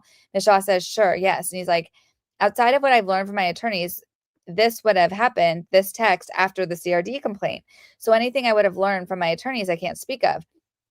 She's like, okay, are you saying yes or no that you have learned facts from your attorney that would lead you to believe that when the New York Times wrote the documents were provided by Stephanie Jones pursuant to a subpoena, that was a lie?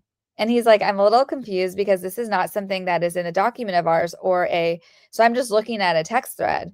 So, and she's like, Mr. Freeman is your lawyer in this case, right? He's like, yeah. And she's like, Wayfair's lawyer in this case? He's like, yeah. Do you understand when you look at this text thread that he was acting and speaking on Wayfair's behalf? And he's like, actually, I don't know the answer. No, oh, sorry. Actually, I don't know the answer to that. And then she says, do you think when you look at this text thread that he was speaking and acting on his own personal behalf? Okay, that's 69. So, okay, so then this goes into what should have been redacted. Because I think this only goes to page 80 something, but I might stop there because, yeah, so, because so it goes to 88. So what were we on? I just lost it. I think we were on 68. So I think that might be a good place to stop. No, we were on, okay, 69. So that might be a good place to stop it because I think we've been going, an hour and a half. How's everyone doing? Christina says, I usually listen at 1.5 speed when not in a live.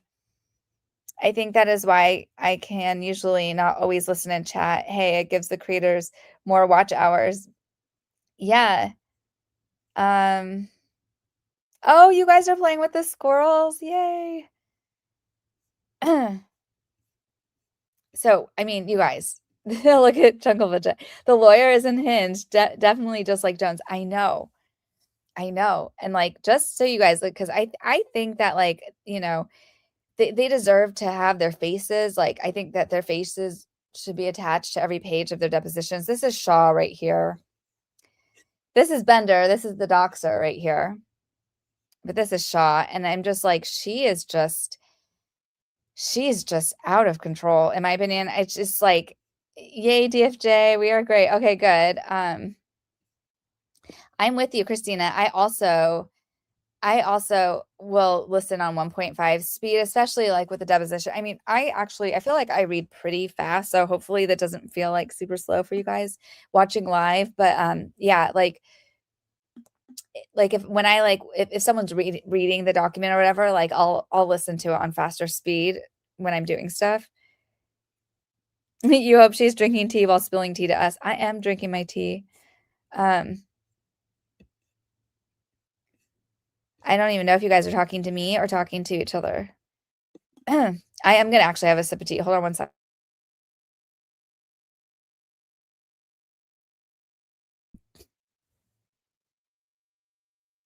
I will definitely be listening to this one again tomorrow, Tiffany. It like honestly, because this chat, like, and I think you've been here for some of it, but like we had read almost every Jamie Heath, like all the different parts of the Jamie Heath depositions that had been dropping, like here and there. Like his is some of my favorite ones to read. And so like and I even have, I think, one or two recorded videos where I just read like his depositions. So we had most of this. And that's why I started today on page 66 because Quarterface says I never remember to do faster speeds. I watch everything on fast speed pretty much unless they're live. But yeah, but this one, when I was reading it, I mean, just the fact we didn't start on page 66. That was my favorite page. I think we started on like 56.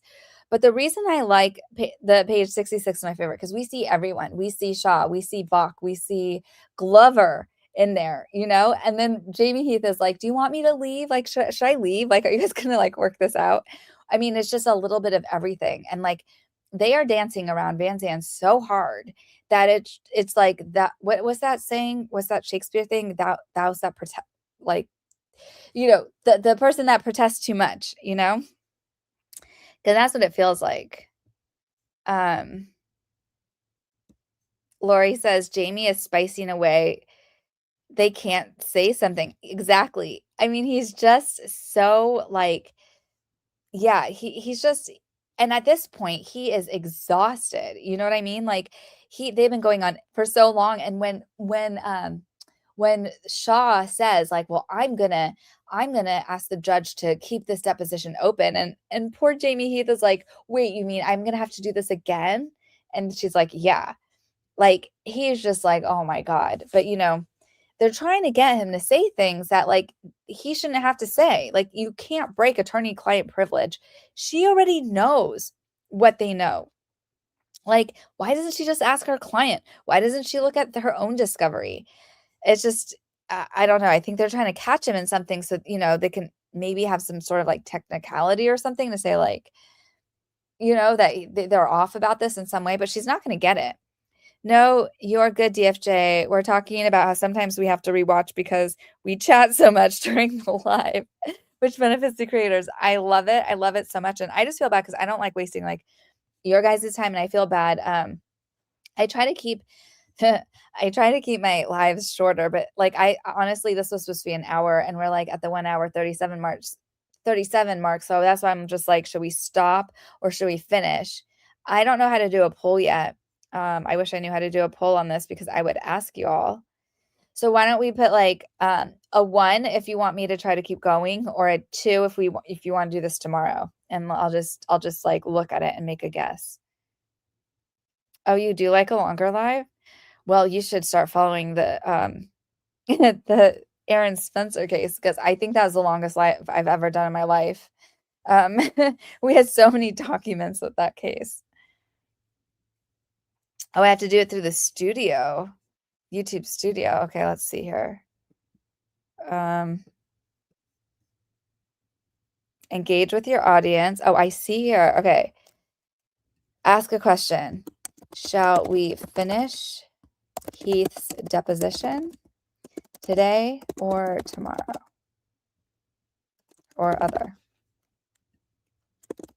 Today, tomorrow. Okay, cool. All right. I'm gonna give it like a minute or two. You guys, there's a poll. Let me know if it works. Can you guys see it? Is it live? I see it. Oh, I have to do a goal next time. Look, I could do super chat goal.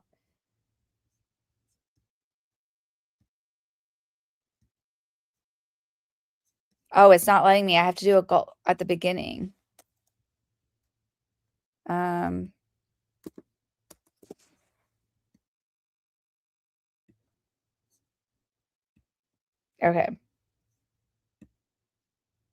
Oh, you guys want me to finish today? See, and it doesn't even tell me though how many people have voted. It just is like a percentage. So that could have been like one of you. Oh, we had 18 votes. I see. Okay, okay, okay. Other. What does other mean? I put it in there, but I didn't mean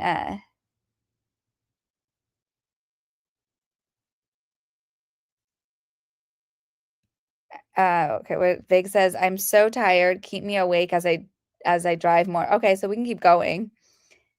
Yeah, I did. I created a goal. Oh, I created a 5 yellows. I think I just said 5s any colors. Look at DFJ becoming an expert streamer. I'm trying. Oh my God, look, I did. I got a super chat. Thank you, Quarter Fate. Thank you so much. I really appreciate it. You're such an OG. You're always here. You're always supporting. And I love that you're one of the Aaron Spencer crew people because that trial, I mean, that's literally like in almost a week, you know? Well, next Friday, there's going to be a hearing. And then, yeah, on Monday, the Monday after that, on the 26th, we're going to start that trial. Although we can't watch it live, but we're going to get updates from Lori and from our other source. And so I love that you're part of that crew because that case is crazy, crazy. You're amazing. Thank you so much. Oh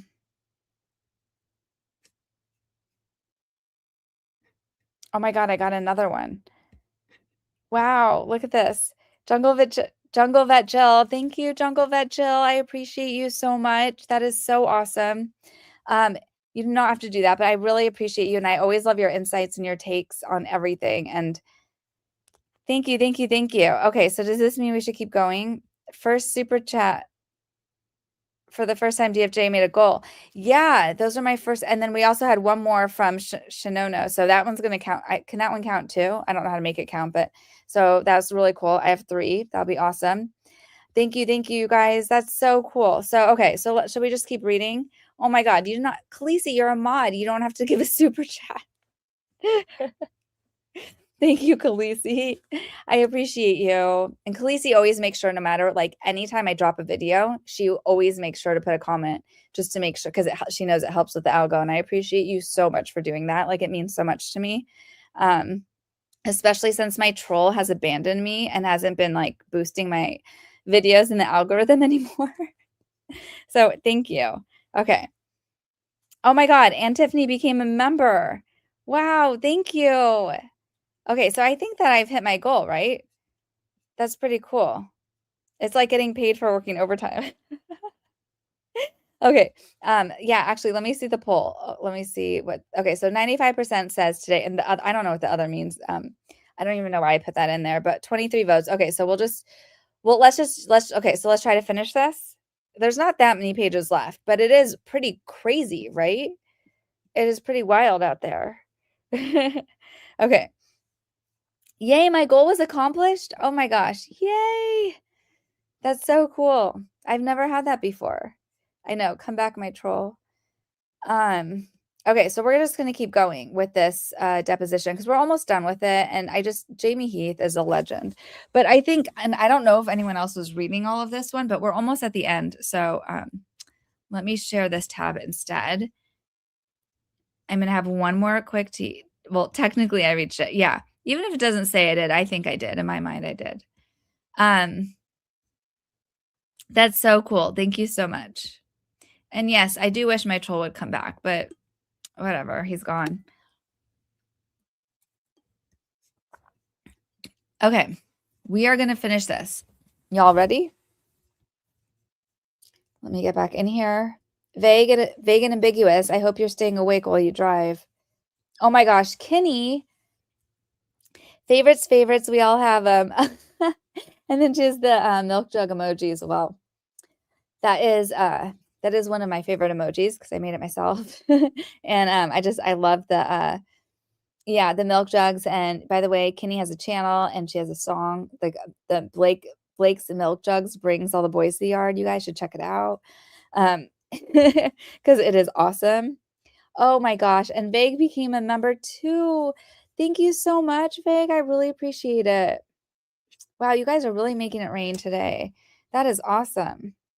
Because I was just telling, this is so funny. I was just telling CJ, I was like, I'm the worst monetized like account ever because I refuse to put ads on my live streams. So if you guys noticed, hopefully, even if you don't have a paid YouTube subscription, like I don't have ads in my lives. I don't put ads on any of the Aaron Spencer stuff because that one it already like it told me that I can't monetize because it used so many like no words. And I also swear a lot when I read those case docs. So I think that probably was part of it. So it's just like, yeah. Anyways, and on some of my shorts, I don't put ads because I was like, well, why does anyone want to see an ad with a short? So, anyways, we're just going to keep going and we're going to read this. But I appreciate you all. You've made my day. Thank you. So we are now on page 70. So remember, so she just asked, do you think when you look at this text thread that he was speaking and acting on his own personal behalf? And Shapiro says, objection. Witness says, I don't know the answer to that. I don't know what that falls under. I don't know if every communication an attorney has is on behalf of their client or not, and if they're allowed personal conversations or what is what. So I don't know.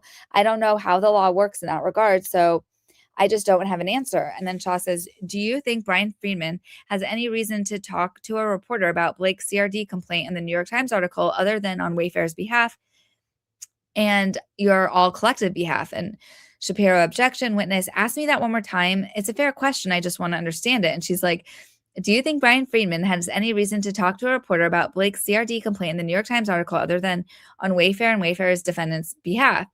And objection. He's like, I don't know.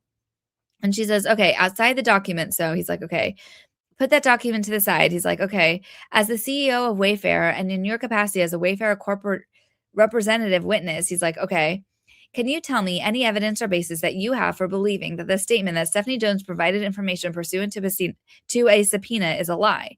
Shapiro, objection. Witness, as the CEO of Wayfair, and if I'm separating myself from Jamie Heath, the individual, I'm not sure how that works. I love him. And she's like, me neither. And he's like, any information that I would know would be what I could get from attorneys. And I don't know what they would share with me. I'm confusing myself. I'm just trying to work through it. And she's like, sure, let me try and make it easier if I can. And then she says, and then he's like, please. And she's like, do you have any basis to think this whole subpoena thing is a lie? Any basis whatsoever? An objection. Witness, I think that would be learned from the attorneys. She's like, okay, outside of anything you may have learned from your attorneys, any basis you can think of that this whole subpoena thing is a lie. And he's like, and Shapiro says, objection. Witness, I think any information after 22nd, once the CRD complaint came out, we had attorneys and all information happened with attorneys. And Shaw says, okay, so other than information you may have learned from your attorneys, any other basis to think that the subpoena thing is a lie? The fact that she called it a subpoena thing, that just shows that this is like like she knows this is a sham. But okay. Shapiro, objection. Witness, I believe all information I have is through my attorneys. And Shaw says, okay, flip to page mark 552 at the end, please. And she's like, you'll see that Brian Friedman, under the moniker of Dad, shares a screenshot of an email from Stephanie Jones to you, Tara, Amini, and Mara. Do you see that? And he's like, and Mara, are you talking about ending in 552? Yes. Do you see the screenshot there? Yes, I see it. I don't know. Oh, I see. Got you. It's very small. Yes. And she's like, so this is an email that Stephanie Jones sent to you, Tara, Amini, and Mara, right? And he's like, it appears to be yes. Okay. Is there a bigger version? And she's like, I don't think so. He's like, okay, I'll do my best. And she's like, all right. And he's like, well, do you want me to read that? And she's like, no, I can't even read that. So he's like, oh, okay. So she just gave him an exhibit that is so small that he can't read it. He's like, you want me to read this? She's like, well, no, I can't even read it. So why the F is she wasting time giving it to him? This is insane. Question, right above the screenshot, we're still on page ending 552. Okay. It looks like there's a cut and paste of an email from Stephanie to you. Do you see that? It looks like it. Yes. Do you recognize that as an email that Stephanie wrote to you? And he's like, let me just read it really quickly because I haven't. Yes, I recognize that. Okay. Do you think that's the kind of rich that Wayfair is accusing Stephanie Jones of breaching its confidentiality by providing internal text messages and information when Wayfair's lawyer is doing the same thing? And Shapiro said, objection. Witness says, you're probably frustrated when I ask you to say it one more time, but will you ask it one more time? And she's like, do you think it's kind of rich that Wayfair is asking Stephanie Jones of breaching confidentiality by providing internal text messages and information when Wayfair lawyers are doing the same thing? She really just asked that? She really just said, oh, it's rich for you to accuse my client of a crime because maybe your attorney is doing it too. That doesn't make your client's crime any less of a crime, ma'am. Oh my God. Ms. Shapiro, objection, witness. I don't think I have enough understanding or information to be able to comment on that, Shaw. Okay, witness. I do like the use of the term rich, though. I did like that. And Michelle says, how about ironic? Do you see any irony here? Shapiro, objection, witness. It's okay. Is that a question?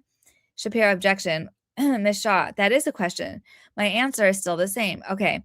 Wayfair has asserted damages against Stoneworks and Stephanie Jones in this case, correct? Correct. What is your understanding of the damages that Wayfair is seeking from Stephanie Jones? We are working with an expert, and I don't have that information myself. Okay, witness, bless you. Oh, the stenographer, thank you. So I think the stenographer just sneezed and he said, bless you. If I give you okay, question. If I give you a document that is long, are you going to want to read the whole thing, or can I point you to a specific paragraph and ask you a question? Shapiro, objection. Witness, I think that's a fair question and I respect it. And I don't want to play games. So I'm not going to just read something just to screw with you. I'm not going to do that. But I can promise that I don't need to read enough.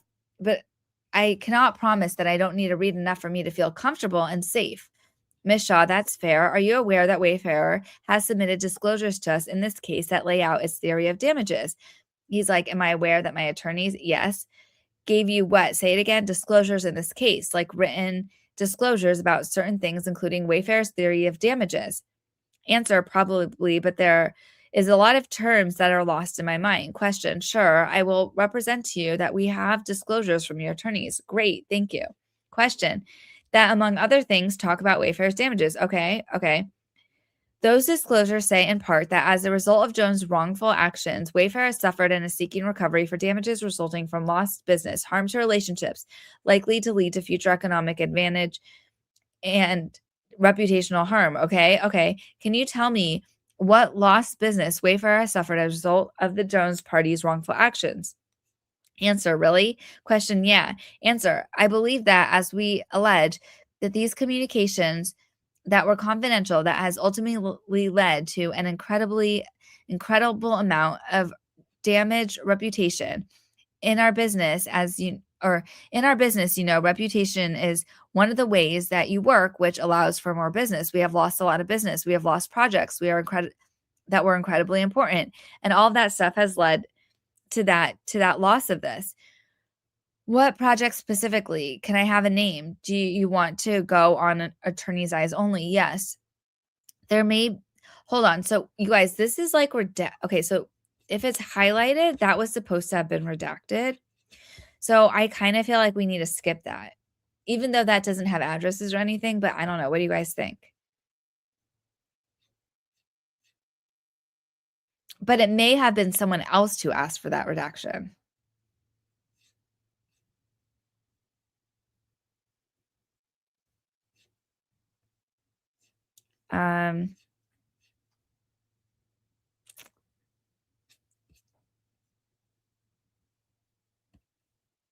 Well, that's definitely not me. Are you gonna yeah, quarterback. Are you gonna want to read the whole thing? Wasn't that funny? It's like, I don't know, Jamie Heath, just bless his heart. The info is out there. Okay, Christina, my mod, I trust her opinion. Pre-read it if it's personal. Don't share. I didn't see anything personal. Hold on, I'm gonna stop sharing this screen for 1 second. So hold on, you guys. Because it's about a contract, Zoom. There is one name about an IP that belongs to someone. Do we know anything about Bandai Namco? I don't think that's public info. So we may skip that page.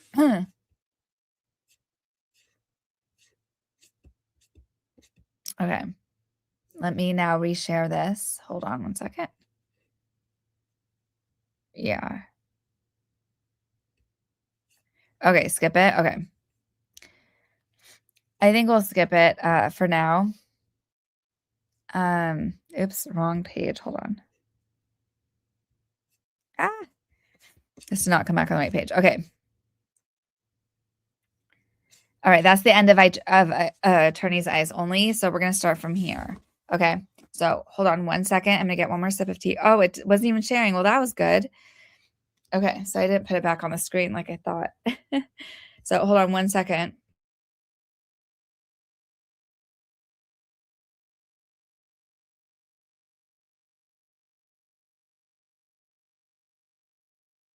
And honestly, I feel like Wayfair pretty much like there's very few things Wayfair has actually wanted to redact. I mean, their addresses is like a given, but like besides personal information, I haven't really seen them want to redact anything. Okay, so we're gonna keep going. Can you guys? Oh, because I have to put myself down here. Hold on. It still looks so small though. I wish I could, because if I try to zoom in, oh, see, it goes too much. Let me see. How's that? It's a little bit better. We're gonna keep going. Okay. Okay. At Jen Abel's text at the bottom of page at 1:13 a.m., she writes, as read, so this girl is claiming that Justin invited her up to his hotel room years ago. I didn't want to share the video, but missed a screen recording. And this is her account, so you guys can look at it. Part of me wants Will, his former assistant, to comment and say this never happened. Ridiculous. And then that there's an attachment. Did you see that? He's like, I do. Do you have any understanding of what this is about? He's like, do I know what it's referring to? And she's like, yes. He's like, I do. Okay, what? And he's like, some video of a young girl, young woman, forgive me. She was young, maybe in college or something, who did a video who appeared to be intoxicated to some sort, claiming that Justin invited her up to his room. Have you seen the video? He's like, I saw it. How did you see it? And he's like, I don't remember. I don't recall how I saw it. I just remember seeing it. Did someone send it to you? He's like, I don't know. Or did they show it to you on their phone? He's like, I don't know. Okay. This would have been, this is back when, I don't know when this communication is in, but I don't know. And he's like, she's like, do you think you saw it around the time of this communication when it was first flagged? And he's like, maybe. She's like, okay, did you tell Justin about this? And he's like, I don't have any memory of it, but I probably did. I mean, this wasn't anything that I was afraid of. She's like, okay, did Wayfair ever send a cease and desist to this woman? And he's like, I don't know. I don't recall. He's like, it's possible. Shapiro, objection. The witness, I don't have any memory of it. Miss Shaw, you don't have any memory or way one way or another. He's like, I don't. Okay, if you flip to page at 11:30 a.m., Brianna Butler says, as read, let us chat to Jed as well on this. Do you see that? He's like, I do. Were you aware that Tag was raising this video with Jed Wallace? And Shapiro, objection. Witness, I don't recall.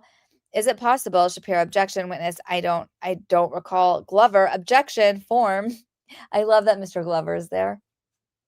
Okay, do you have any understanding of why Tag would be raising the video with Jed Wallace? Shapiro, objection. Glover, objection to form. Witness, well, I mean, I could do simple math. And Ms. Shaw says, okay, tell me. And he's like, he's monitoring, looking at everything that's going on, trying to get a temperature of what is happening in the world. If he hadn't seen this, wasn't aware of this, this would be important for him to know about, I imagine. Now, I'm speculating, but that seems reasonable to me. Question, why would it be important for him to know about? Shapiro, objection. Glover, objection. Witness, because from what I understood, his role is that he was in support of crisis monitoring and having his pulse on the temperature of what was happening in the world. And if this is what was happening out in the world as it pertains to Justin, it would be good for him to know. Shaw, okay. In the text below from Brianna Butler at 1:44 p.m., she says, as read, positive videos being boosted. Do you see that? I do. What do you understand being boosted means? This is Shaw, by the way. This is like Stephanie Jones' attorney. This is not Blake Lively's attorney. So I'm just like, why is she asking this? Answer, I think in my mind, I don't know. This is, again, I think I said yesterday, is kind of like a code to me. I don't understand code. My son builds games and has code. I have no idea what it means. And he's 9 years old. But boosted in this sense meant to me, and I've used this analogy as this is only way I can think of it. If you post something on Facebook years ago and you want a lot of people to see it, it would say boost this, and you could like click it and spend $1 and it would be on more feeds than normal. That to me is what I would imagine a boost to be. How do I get more eyes to see something that's up there? Question. Okay. And so from where Miss Butler says positive videos being boosted, you understood that to mean positive videos about Justin were being boosted, right? Well, I'm not on this, so I don't know what it was. Question. I'm just asking for your best understanding. When she says positive videos being boosted, do you understand that to mean that she means talking about positive videos of Justin being boosted, right? Shapiro objection. Witness. I would speculate. I'm sorry. I'm not trying to be nuanced in the weeds, but I don't know. I mean, it could be that it is about something you press the dollar sign to get it on more feeds, or is it like they sorry, or is it like they are boosted? I don't know. I'm just speculating. Miss Shaw, okay, but we're talking about videos that are likely relevant to Wayfair and Justin, right? We are. Okay. Then she goes on to say, as read, the crazy Charlotte gal. Do you understand that the woman in the video, her name is Charlotte Poole? Do you know that? And he's like, I do not know that. And she's like, okay. And he's like, or if I did, I forgot. She's like, okay, as read, the crazy Charlotte gal, comma, team said it actually works in our favor to have negative comments below post. Already now she's getting slammed, so they'll work with it to elevate how ridiculous false story is while keeping watch to make sure it doesn't spiral more. Do you see that? He's like, I do. What do you understand it to mean that the team will work with that to evaluate how ridiculous and false the story is? He's like, I have no idea. She's like, what does elevate mean to you? And he's like, elevate to raise from one level to another. And she's like, make higher, make better. Shapiro objection. Witness. I think that would be included in elevated. Sure. Miss Shaw. Okay. Do you have an understanding that the tag team and Jed Wallace were working to elevate how ridiculous and false Charlotte Poole's story was? Glover. Objection. Forum. Shapiro objection. Witness. Say that again, please. And she's like, do you have any understanding that did you have an understanding that the tag team and Jed Wallace were working to elevate how ridiculous and false Charlotte Poole's story was? Glover, objection, form, Shapiro, objection, witness. I have no knowledge of that. Shaw, no reason to dispute it. Glover, objection, form, Shapiro, objection, witness. I have no knowledge of it. Shaw, one way or another. Glover, objection, form, witness. I have no knowledge of it. Miss Shaw, okay. But I like an answer, but I like your follow-up questions. Miss Shaw, how much time is left? Videographer. 49, 6 hours and 11 minutes. Witness, do you want 2 more hours? Miss Shaw, we're at 49. The witness, would you like a 9-hour deposition? Shaw, I don't think we'll need that today. Witness, okay, good. I don't want to give it to you. I'm just asking if you'd like it. Here, there you go. I'm just trying to keep myself alive. Poor Jamie. Miss Shaw, I hear you, witness. So I'm only bantering for I do need to potty. Is that okay? Shaw, let's take a yes, witness. I can go by myself if you'd like really quickly. Shaw's like, it's totally fine. Let's take a break. Let's go off record. Videographer, we're going off the record. Time is 5:32. Videographer, we're back on the record. Time is 5:51. Miss, how are you all doing? Let me see, because we're at 77. I'm pretty sure. What did we say this goes to? 88. So there'd be 10 more of these. How's the chat doing? Oh, Sundrop's here. Hey, Sundrop. Hey, cutie. Thank you so much for continuing. Okay, good. So we're going to continue. Oh, thanks, Michelle. Yeah, hit that like and subscribe. Show your support. That would be awesome.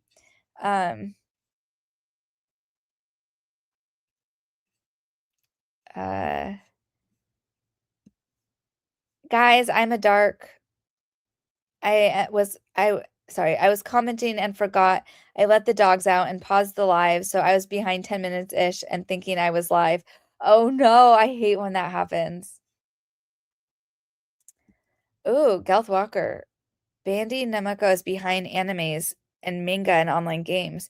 Oh, so it probably had something to do with something that was yeah, maybe some sort of contract that something happened there. So I'm glad we skipped it. Okay, so everyone's doing good? Okay, cool. We're gonna keep going. Hold on one.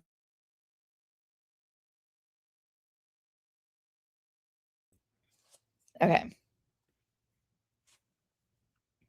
We're back on the record. Time is 5:51. Miss Shaw. So Mr.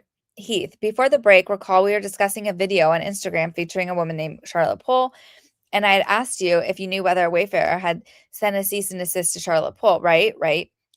I'm going to ask it a bit different now, a different way now, which is, do you know if any cease and desist letter was ever sent to Charlotte Poole? He's like, I don't know. She's like, I'm going to show you what's been marked at Exhibit 38. Thank you. This is an email thread dated August 7th, 2024 with bait stamps Heath, blah, blah, blah. Okay. This is an email that you're included on with a number of people from TAG and Jennifer Abel discussing what looks like a statement of work for potential social digital mitigation and remediation. Do you see that? I do. Okay. And you received this email, correct? I see that I'm on that I received it. Yes. So yes, I received it. Okay. It says, as read, following up on the social digital conversation this morning with specifics, social and digital mitigation remediation. Do you see that? I do. Do you have a recollection of being on a conversation the morning of August 7th, 2024 with respect to social and digital efforts? He's like, I don't have any particular memory. Do you have any general memory? And he's like, I had a general memory that I would have a conversation with TAG, but not this particular one. Okay, do you have a general memory of having conversation with TAG about social and digital mitigation and remediation efforts? Yes. Okay, can you tell me your recollection of those conversations? He's like, I remember learning that they needed support. Again, I don't know exactly what that meant. We hired someone to be in charge of PR crisis. So if they needed support, it was just that. Sure. What do you need? Excuse me. So I remember having conversations like that. At some point, when I learned that they wanted to bring on Jed, they were working out whatever details that meant, and then they would report to me. Essentially, this would cost, what the cost would be, things of that nature. She's like, okay, do you ever recall having a conversation with TAG and Jed about what the social and digital services would be? He's like, say that again. Do you recall having a conversation with either TAG or Jed Wallace about what the social and digital services would be? He's like, not specifically. Generally, I understood, as I have said, that he was being brought on to monitor the digital realm. And I mean, that's what I knew. And question, you understood that social meant social media, right? And she's like, sure.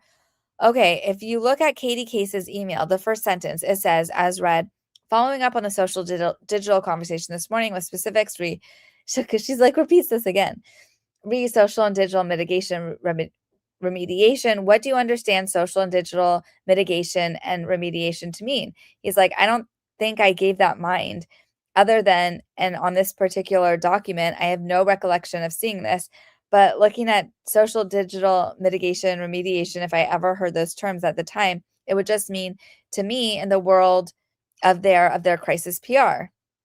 Mitigation means to make lesser, right? Shapiro objection, witness, I'm only pausing because I'm thinking about the definition and what it includes. I think it's one of those, I think that's one of the terms. I think it could also mean to manage, but I don't want to nitpick. I think that's a fair understanding from in most circumstances. Okay. And remediation means to make better, right? Glover objection form, witness, yeah. Shaw, okay. Answer, I'm not winning any spelling bees, but question, this isn't a spelling test. Answer, or not spelling bee, but definition contest. But I believe so. I would understand that to mean that generally. Question. And then it goes on to say, as read, the team will focus on the social and digital elements, boosting SEO efforts and updating with new content to enforce SEO efforts. Let's stop there. Okay. What do you understand boosting SEO efforts to mean? I would say I'd be like, well, the way you're asking these questions, maybe. And then you're going to like dox us and release this whole document. Answer, I don't know what if I knew at the time? I think I've learned that boosting SEO means search engine optimization. She's question, optimization? Answer, there you go. What did he say? Means search engine something. Oh, and she said optimization. There you go. And from what I understand in layman's terms is you have a business, you want to search for it. It comes 10th. How do you make it so that it comes in the top 3 so that people see your business? Something like that. Question. And when it says updating with new content to enforce SEO efforts, do you have an understanding of what that means? He's like, I don't. Question. And by the way, it wasn't her that doxed it. I just want to make sure I give credit to the right person. It was Kristen Bender from Blake Lively's team. Shaw didn't release this document, but like I think her questions are very SEO targeted as well, given that she never even mentioned the name Van Sham when she was asking questions about, quote, the subpoena, you know? So that was just my PSA there. Okay. Question. Do you understand that you can update or create digital web pages in order to help make SEO efforts more prominent? For example, if you create more web pages that have certain content, then when people search for things on Google, it essentially boosts that search result. Glover objection form, Shapiro objection. Shaw, do you understand that? Shapiro objection witness. I want to say I will take your word for it because I don't know. Shaw, okay. Do you have any understanding of that in general terms? He's like, I don't. Question. Okay, answer. All these years, I thought I was like technologically capable. Question. So you don't know one way or other whether that kind of thing is what is being referred to here? He's like, I don't. Glover objection form. Shaw. And then it goes on to say, as read, monitoring and directly influencing forums that are working against Justin and Wayfair to adjust the narrative in real time. Do you see that? I do. Do you have an understanding that that was something that Tag Team and Jed Wallace were doing on Wayfair and Justin's behalf? Glover objection forum, Shapiro objection witness. I did not. And also, sorry, but to be clear, I don't recall ever seeing this, so I did not have an understanding of something I don't recall seeing. But if you are asking me if I understand it now, I don't know that anyone engaged in this or not. I don't know. Shaw, okay. Would you agree with me that directly influencing forums that are working against Justin and Wayfair to adjust the narrative in real time is something different than monitoring, right? Glover, objection form, Shapiro, objection, witness, witness reading the exhibit. I would agree that the word influencing, just in general terms, is a bit different than maybe simply monitoring, but I don't know how that is applicable in the case of, I don't know how that is applicable necessarily. Shaw, question, and you would agree with me that monitoring is a passive observation and directly influencing to adjust a narrative in real time is active participation. That's one way they are different, right? Shapiro objection, Glover objection form, witness, I don't know, Shaw, you don't know. Again, I don't. Again, I'm not trying to be a stickler for words because there's always nuance to everything. I don't know. I don't know if, let me say this. Did I think that when someone's monitoring, that simply just means only looking and looking around? I have ADT security and they monitor, but in their monitoring, they will also call the police if they see something because of that monitoring. That's included in monitoring. So I only say that to say I don't know if monitor just means to simply watch. It might require some sort of action that's under the realm of monitoring. Question, okay. Please, and then answer, please don't tell anyone I have ADT security. Oh my God, why didn't they redact that then? And she's like, we can designate that as part of AEO. He's like, thank you. And then goes on to say, as read, and I don't know why that would be a bad thing. I think it's good to know he has security. So for any crazies out there, like you're being monitored. um, okay. And then it goes on to say, as read, and collate assets and background to work in conjunction with Jen and her team as well as Tag PR. Do you see that? I do, as read, and collate assets and background to do with work in conjunction with Jen and her team. Okay. Do you have an understanding of what collate assets and background means? He's like, I don't. Okay. And he's like, even to this moment when I'm looking at this, I cannot question. And it goes on to say, as read, that an integral part here is to execute all without fingerprints. Do you see that? I do. Do you understand that when they say without fingerprints, they mean so you cannot discover who is responsible for it, right? Objection form, that's from Glover. Shapiro, objection, witness. I would be speculating, so I don't know. Misha, what does it mean to you to do something without fingerprints? He's like, look, I would just be pointlessly getting into a back and forth with you. I understand that what that could imply. I don't know what that means though. Question. Okay.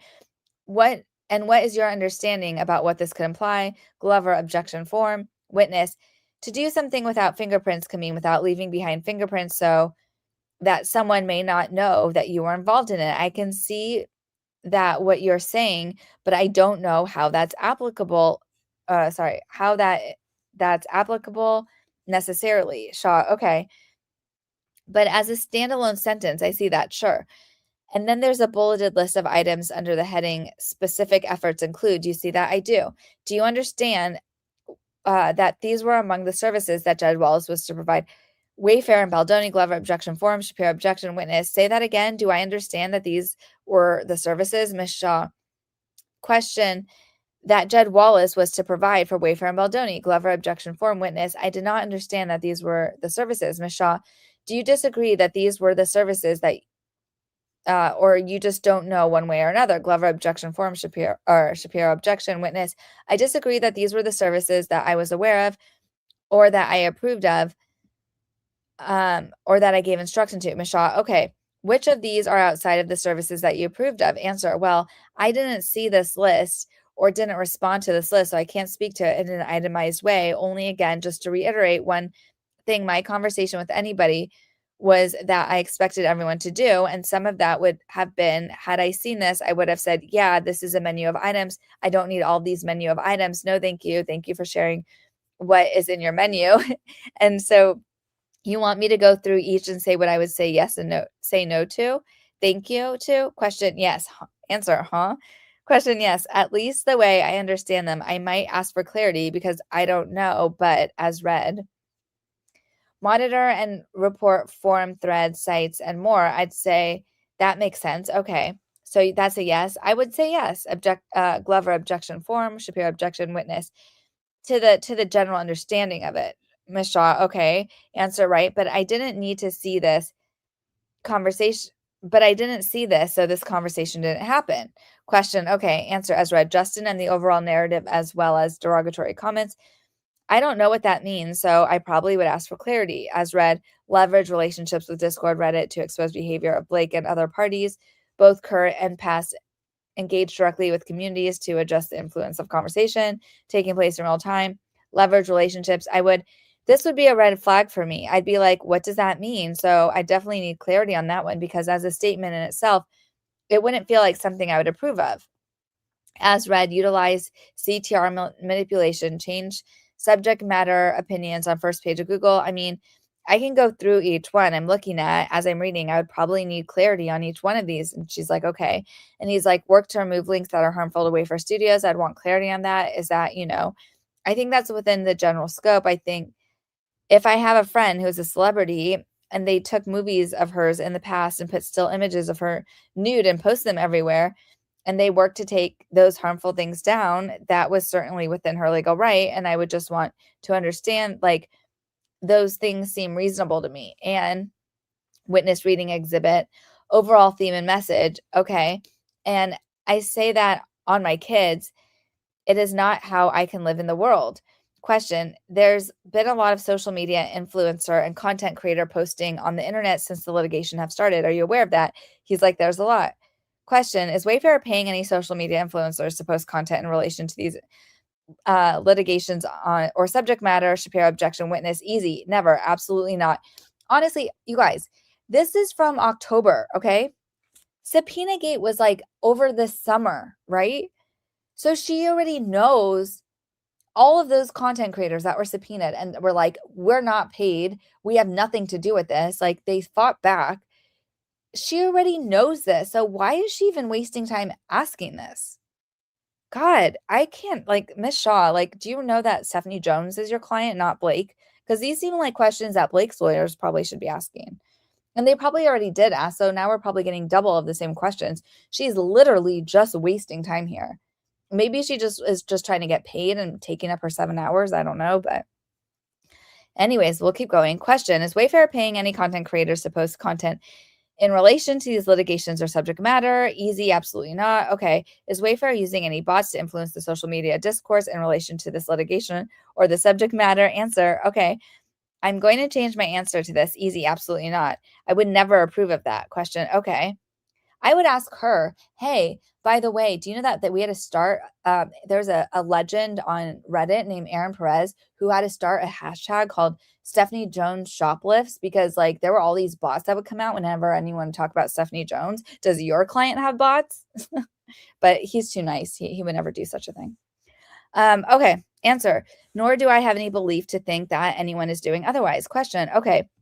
If you look at the email at the top of the page, Jen Abel writes back to Katie Case as read. Thanks, Katie. Thanks for clarity. So we understand, does this cover your initial fees plus what we discussed in terms of social media mitigation and proactive fan posting to counter the narrative, or is this in addition to the $15K previously agreed upon fee for tag?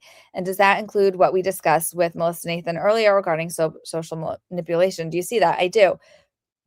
What do you understand social manipulation to be? He's like, I don't have an understanding. Question, what do you understand the word manipulation to mean? Fair question. To manipulate would be to change something from one stage to another in some capacity. Did I pass the test? Question, we'll find out later. Answer, okay. Question, do you have any knowledge of whether Jen Abel discussed social manipulation with Melissa Nathan in advance of this email? Answer, do I have knowledge that Jen Abel spoke to Melissa Nathan about social manipulation in advance of this coming? Question, answer, I have no knowledge. Answer, okay, do you know one way or another? Answer, I don't have any recollection of anything of that. Question, okay, answer, unless you remind me of something I'm missing. Question, it's correct that, well, it looks like the estimated fee for these services are listed out below at $30,000. Do you see that? Shapiro, objection. Witness, I do. Shaw, did Wayfair in fact pay Jed Wallace $30,000 a month for his services once he was engaged? We did. Over the course of Wayfair's relationship with Jonesworks, it paid Jonesworks $20,000 a month, correct, for publicity. Shapiro, objection. Witness, it was $25,000 for both. Ms. Shaw, question, $25,000 for both. Answer, correct. Question, Baldoni and Wayfair, correct? Correct. And when you brought on Tag, what was the Tag's monthly retainer fee? $15,000, I believe. Wait, so is he saying that they paid $25,000 to Jones? Oh my God. So they were paying $25,000 for Wayfarer and for Baldoni to Jonesworks. So they're paying her $50,000 a month. They're paying that manic, psycho, crazy woman $50,000 a month. Oh my gosh. No wonder she was so scared to lose them as a client. Okay. When you brought on Tag, what was Tag's monthly retainer fee? $15,000, I believe.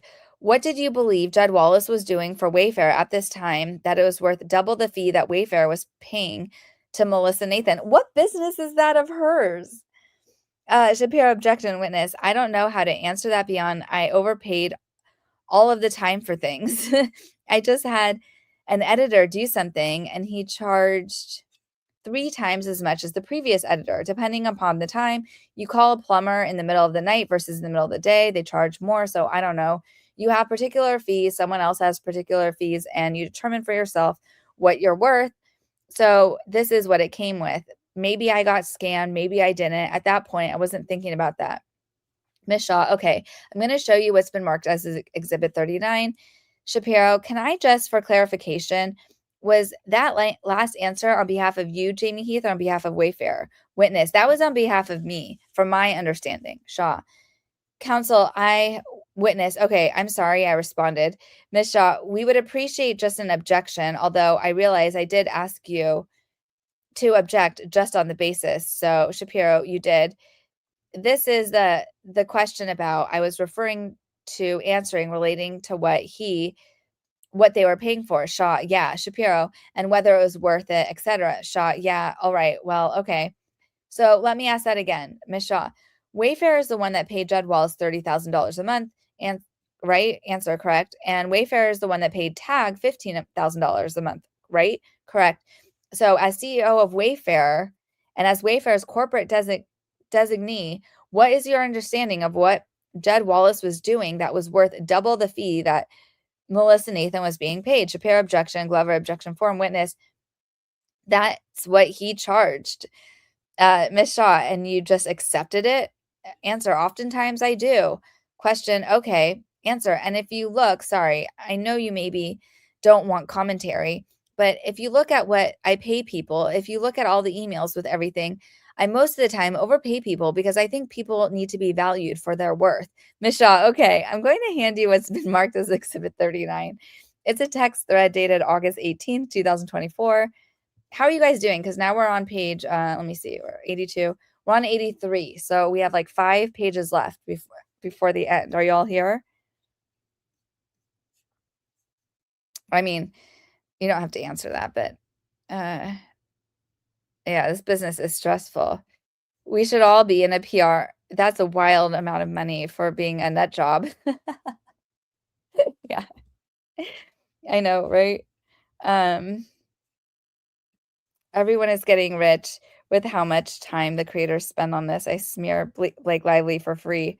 I know, right? Me too. That's kind of why I had to get to like 1,000 subscribers because I was like, I'm like, cannot justify how much time I waste on this case. Like, I waste so much time on this case. And still, like, next week is going to be crazy. All I can think is they are just so desperate to get anything. Yeah, I just don't understand why they're asking the same question all these times. Lori says these lawyers make me sick, right? Tiffany says, worst of all are our no's now, and he will have the person in charge of his bot farms try to hack him. Oh, for what? For his ADT? Oh, I don't know. Yeah, thank you so much, mods. I know, seriously, best mods ever. Thank you, Christina and Khaleesi. And Laura's not here, but you know, she's my other mod and it's her birthday. Usually she can't come on the nighttime streams, and especially not today because it's her birthday. But pretty cool. Um, yeah, it lets people know what's secure. Well, you know, I have ADT also. But I guarantee that's not the only security system he has at this point, most likely, especially after they dox them. They probably have like actual security, is what I'm guessing. After so many hours, James probably zoning out. That's why he asked to repeat questions so much. Yeah, but also, like, it's, like, kind of strange that, like, some of these questions, he must be, like, giving her a double take. Like, you do realize, ma'am, Miss Shaw, that, like, you are supposed to be asking questions, like, for Stephanie Jones, because these are more questions, like, we've heard, like, Blake Lively's team ask. So it is kind of strange to me that, like, Stephanie Jones is asking them. Hey, April love, welcome. We're almost done. We're just finishing the rest. I was only going to do an hour and now like we're reading this document. So I'm just going to finish this document and then like we're good. Oh, Court of Fate, listening while I play Sudoku. I love Sudoku. It's so addictive. Yeah, we're so close. Keep going. Okay. We're going to keep going. I'm going to get one more sip of tea here. Hold on one second and we're going to keep.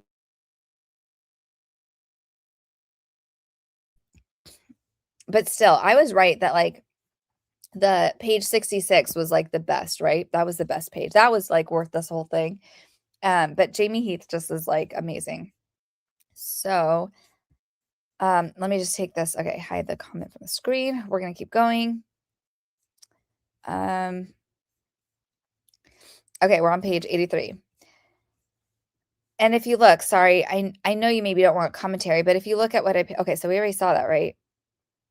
He overpays people. Okay, so all right, so now she says, look at a text. It's between you and Justin, a bunch of people from Tag. Mark Jonesworth, may I read this? Yes, please. Although I'm going to focus on the first 3 pages. Okay, this appears to be a thread, at least at the beginning, where Mr. Baldoni is sending social media posts and asking the digital team to post them online, right?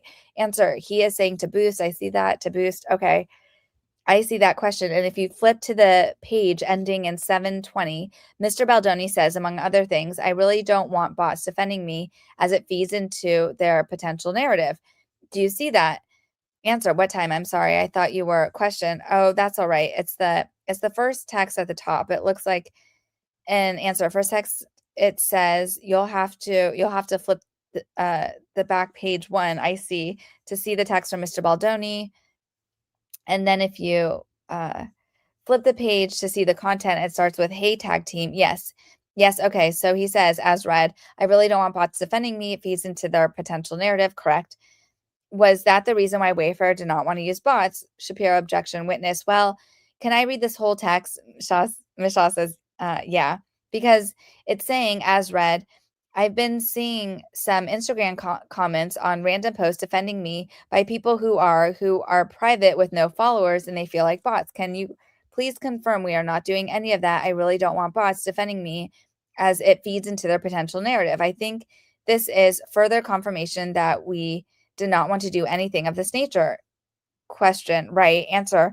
And by asking them, because he's saying that It's like, we just want to be sure that we're clear. That's how I read it. Question. Okay. And my question to you is it your understanding that you didn't want to be doing anything of that nature because it fed into Blake's Lively's potential narrative? Shapiro, objection. Witness, no. That was not the reason. I think it was this particular thing he might state, but the whole context of this is saying he doesn't want to be doing that. And also, I don't want to do something because it's not okay to do. And also, if anything like that were ever to happen, it could suggest that we're doing that. So I think it's twofold, Miss Shaw. Okay. And then Miss Melissa Nathan responds as read, I can fully confirm we don't have bots. uh this is also not what we do. Bots look fake to anyone. And then she says, the other team is doing something very specific in terms of what they do. I know Jamie and Jed connected on this. Do you see that? He's like, I do. What did you and Jed connect on in relation to this? Answer. About this very thing. Question. And what was that? Answer. Hey, Jed, there's nothing fishy happening, right? Nothing. Nobody's doing anything I haven't said. Absolutely not. Of course not. We don't do that kind of stuff. Okay, I just want to be sure, which is what I do all the time with people, even when it's not because I don't trust people. I just know human nature sometimes can need to be reminded. So I think that's what she's talking about. Question. Is it your testimony that you have a recollection of a conversation you had with Jed Wallace where you said, hey, I just want to make sure you're not doing anything fishy? Shapiro, objection. Witness, no. Question, in sum or substance. Answer, thank you. I'm not quoting. Question, I understand. Answer, but yes, I remember having a conversation as I did with everybody, constantly reminding of that. And if I saw something and I had a question, because sometimes your brain can go like, dang, there's a lot of this stuff out there. What the heck?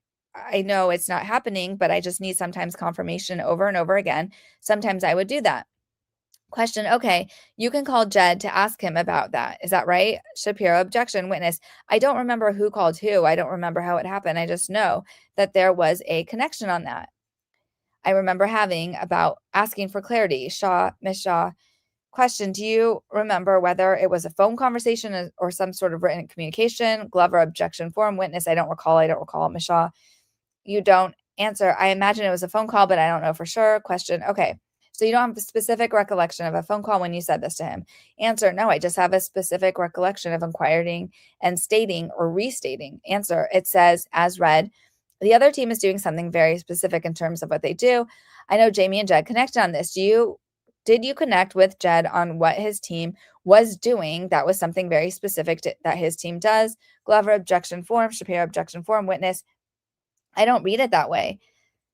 As read, I can fully confirm. Sorry, hold on 1 second, you guys. Speaking of security, it just says some things in my yard. Hold on. I just want to double check.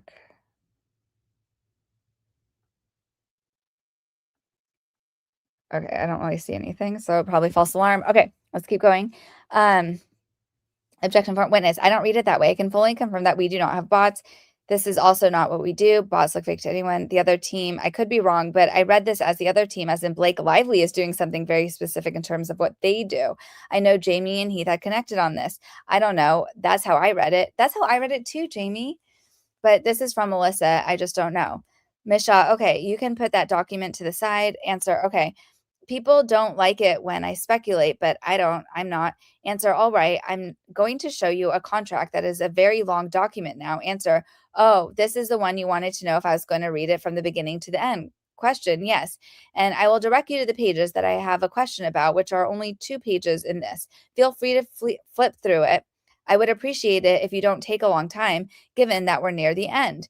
And he's like, I promise you, I will not. Thank you. Answer, let me just see what it is. Sure. And then I will understand the context. Sure. What is this I'm looking at? Miss Shaw, this has been marked as Exhibit 40. It's an email from, I believe, Wayfair's legal counsel to Miss Lively's legal counsel that attaches Lively's draft contract. Witness, it's an email from my counsel. Miss Shaw, your counsel and Miss Lively's counsel. In this case, Lindsay Strasberg. Question. That's right. That attaches a markup, like a red line version to Miss Lively's contract. Answer, her loan out contract. Question, yes. So this is an email, so it's going backwards to forwards. I'm trying to move it along quickly, but okay. Question, sure. Yeah, well, I'm going to ask you about something in the contract. Answer, why don't you ask me the question? I'm trying. Question, great. We can help each other out here. Question, thank you. Yes. Answer. And then if I feel like I need to reflect on something, I will. Question, that sounds great. My first question is, Joseph Lanius at Convergence was Wayfair's legal counsel, right? He is outside counsel. Question, outside counsel. Okay, if you flip to page ending in 504, paragraph 7 is entitled S harassment. I see that. Question. Okay, I'm going to represent to you that what is in the black writing was the way that contract had originally been written, and then the blue writing at the end of the paragraph is what Blake's counsel, Miss Strasberg, added to the contract around this time, and it is struck out by Wayfair's counsel, deleted. Okay, okay. So I'm focused on the deleted blue portion at the end of the paragraph. Answer. Okay, that was proposed by Blake Lively's counsel and rejected by Wayfair's legal counsel. Answer, I have one question. Sure. Is this the most current contract or the last one? Or is it in the early stage? Do we know anything about that? Question, this is the one that was being negotiated on March 7th, 2024. Answer, okay, question. And in the blue writing that struck out, it says, as read, in the event the artist is aware of any S harassment conducted by company, notwithstanding the terms of paragraph 16.6 below, lender and or artist shall have the right to terminate this agreement, shall remain entitled to full compensation, and shall have the right to avail themselves of all rights and remedies hereunder and under applicable law. Do you see that? I do. What was that date? March 7th, 2000. Okay. Interesting date there, right? That she adds that in. Didn't she finish filming by then? I'm so confused. Okay. Do you see that? I do. Question, do you have a recollection of Miss Lively wanting this language to be added to her contract around this point in time? Answer, do I have a recollection of why she would want this added at this point in time? Question, not why, but do you have a recollection of the fact that she wanted this added at this point in time? Answer, this has to do with indemnification in some way. Oh, he just called her out. And my memory is when this was added, this was a conversation with Michael Marshall at Sony. I believe other legal form from other side are legal about this, that they would not approve this, that they would not approve to this. They would not themselves approve to this kind of language, but that's my recollection of it. Outside of that, this is between attorney Shapiro. Can we ask Mr. Hernandez how much time is left?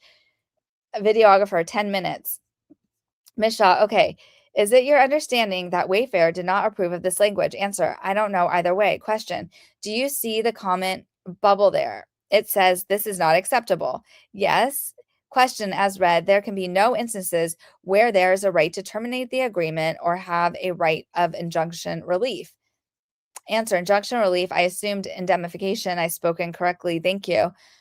Question, oh, I understand. So your prior answer, when you said indemnification, in your prior answer, you meant injunctive relief. Answer, yes. Yes, he did, but it was a Freudian slip because he's saying that he knows that Stephanie Jones has indemnification or indemnification with Jen Abel. I just think he kind of threw her off there. I think he's kind of a genius. Answer, yeah, I don't think that was my answer. I think it was more of a statement. I think this had to do with indemnification, but I meant to say I think it had to do with injunction relief. Okay. Question, okay, and you understood that if this clause were added, it would give Miss Lively the right to quit the movie and keep the money in the event of any S harassment conducted by the company, right? Shapiro, objection. Witness, did I understand at the time or do I understand now? Ms. Shaw, either, both. Answer, I don't know. Well, forget both. I understand now. Okay. Answer, of what this implies at the time, I don't recall. Question, okay, and do you understand that this was Wayfair's position, that they would not accept this because they did not want there to be any instances in which Miss Lively had a right to terminate the agreement to seek injunction relief on this basis? Shapiro, objection. Witness, I think that this was a conversation. I know. Sorry, guys. I'm trying. I know you guys are talking and you need to because you're lawyers, but I'm hearing you and I don't want to hear you and I don't want her to think I'm listening to you. So, Miss Shaw, thank you. That is so funny. I have the same thing. I hate when people are talking really close by me and I'm trying to think. Okay. Miss Shaw, thank you. Witness, this is a conversation with Sony and our lawyers, and I don't think I really understand the implications of this at all. Ms. Shaw, okay, answer, or understood, I should say. Question, would there be any reason for Wayfair not to agree to this if there was no risk that this might happen? Shapiro, objection. Witness, from my understanding, injunctive relief is something that is never ever really given. Don't hold me to that. That's just why I'm saying from my understanding. So I don't know. Ms. Shaw, okay. This is March of 2024 and explicitly references a remedy that Miss Lively could get in relation to any harassment conducted by the company. Do you see that? Shapiro, objection. Witness, okay. Ms. Shaw, my question to you is, in addition to some of the things that we discussed earlier, that occurrence on set or otherwise, did her request for this clause to be added to the contract indicate to you in March of 2024 that she perceived that there could be an issue relating to harassment conducted by the company? Shapiro, objection. Witness, you're asking me to reflect back when? When is this? May of 24? So this is Shaw, March of 24. Answer, March of 24. So this is a year and a half ago. Miss Shaw, I don't understand the question. I don't. Question, okay, you didn't, for example, look at this and say, as harassment conducted by the company, what is she talking about? Why is she bringing this up? Shapiro, objection. Witness, if this was in March and we came back in January and now we finished the movie, and as I testified before, that any such concerns that happened in June of 2023, and now we're a year later without incident or anything, and I think this represented that, I don't believe that was top of mind, but I also don't recall that what I this was between attorneys at this point. So, Ms. Shaw, okay. Answer, you're asking me now how I see it. Question, if you flip the page ending in 510, okay, paragraph 18 is the confidentiality clause. Do you see that paragraph 18? And oh, okay. Answer, I'm sorry, I went the other way. Okay, I see it. She says paragraph 18 is a confidentiality clause. And there is, again, blue language that's been added by Miss Lively's attorney and struck out by Wayfair Counsel. Do you see that? I do. It says, as read, nothing herein shall prevent any party from making truthful statements about their participation in the production or in connection to any, or in connection with any exercise of their legal rights here and under or under any agreement in connection with the production. You see that? I do. Why would Wayfair not want to agree to that? Shapiro, objection. Witness, let me read this again, if you don't mind, Ms. Shaw. Sure. Answer. So I'm going to have to say that this was language that was happening again. I know that Sony's legal, Michael Marshall, and their team, and from what I recall, a big problem with it is nothing here and shall prevent any party from making truthful statements. And truthful, I remember a conversation about, well, what constitutes truthful? And that was the conversation. Ms. Shapiro, Mr. Heath, just make sure you're not disclosing any conversation with lawyer, witness, fair enough. Ms. Shapiro, if you have a conversation with someone else, that's fine. Witness, fair enough. Ms. Shaw, but if it's Sony's lawyers, that's fine. Answer, no, I'm not trying. Question, okay. Answer, I hear it. I'm also not. I need to see those. I need to see them. I can see it. I think there was some conversation about that, but I know that they went back and forth on this. I didn't quite understand it all, and I suppose this was why it was X'd out, crossed out. Question, do you have any understanding that it could open a whole can of worms on a debate about what is and is not truthful? Answer, oh, there it is. It says that there. Question, because that could be subjective. Was that the sum of the substance of the concern? Shapiro, objection. Witness, or I think that says there. So I had not read that when I spoke. So I think my recollection was somewhat on somewhere in the world of what the bubble says, but I don't know. I don't understand. I mean, your lawyers pick apart every single word and what it could imply and what it does imply and all that. So the lawyers are doing that, and I defer to the lawyers on potential language. Ms. Shaw, okay. Ms. Shapiro, I think we're almost out of time. Ms. Shaw, do you think that the truth is often subjective and not objective? Shapiro, objection. Witness, that's a big philosophical question there. I don't know how to answer that. Do I think the truth? No, I think the truth is the truth. Ms. Shapiro, Mr. Hernandez, how much time is left? Videographer, a minute. Witness, okay. I think the truth is the truth, but I believe in God. You may not. To me, it's the truth. It's as true as can be. You may not, and that could be subjective. Ms. Shaw, question, did Wayfair have any interest at the time in preventing Miss Lively from being able to tell the truth about her experience in the production? Shapiro, objection. Witness, can you repeat that? Ms. Shaw, did Wayfair have any interest at the time in preventing Miss Lively from telling the truth about her experience in the production? Shapiro objection, witness. This is his last statement here, you guys, and I think this was really good. So I'm going to say this slowly. Do we have any interest in preventing her from telling the truth? No. I don't have a problem with someone speaking the truth. But if someone says that, if my truth is that you're racist against me and that in this room you were calling me names and there was a clause that says I can say my truth and that was the truth, I think that's a problem. So I think there is some conversation around that. Shapiro, okay. Shaw, okay. Shapiro, I'm pretty sure we're done now. Shaw, thank you, Mr. Heath. I appreciate your time. Videographer, that marks the end of the deposition. They ended, so it was at 6:39. There you go, you guys.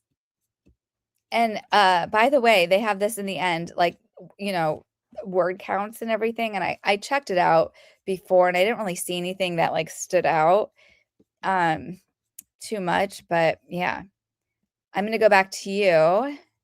How's the chat doing? Good. Well, I'm glad we got through it. It was an hour and 45 minutes longer than I wanted to go. But I just have to say, again, I'm just going to say a big thank you to Shanonos for the super chat, to the new members, to Quarter Fate for my super chat, and to Jungleville Jet. Thank you so much for the super sticker. To Khaleesi for the super chat and for being a mod. You do not have to do that at all. To Tiffany for becoming a member, Kenny for the super chat, Vague for becoming a member, and to Shanonos, make it count. Here's another. Oh, you gave me another super chat. You did not have to do that. It's so nice. I appreciate it so much. And I think that I caught everyone, right? Mods, please let me know. So sorry I didn't get to like interact with the chat too much there, but I want to make sure that we got through everything and we got through that. I think my chat and my videos, we've done the most like Jamie Heath. I think like officially we've done all of the the Jamie Heath and just like the Flores versus Friedman lawsuit. You have to tell me what that is. Oh, you said that it makes it okay. So right. Stephanie Joyne's lawyers' questions make it so obvious that R is running the entire lawsuit. Yeah, because it seems like they're asking questions for her. So, anyways, I love DFJ starts the live by saying it's going to be an hour and then hangs in there with us for hours. Yeah, I did not mean to do that, but like, you know, we got through it and I think that was a big deal. Julian, because they are trying to say that they knew back then Blake was trying to sue them, so they should have saved their communications. Yeah, I don't know, but anyways, I appreciate you all. Thank you so much to my mods, Christina and Khaleesi, for hanging in there this whole time. That was a long time.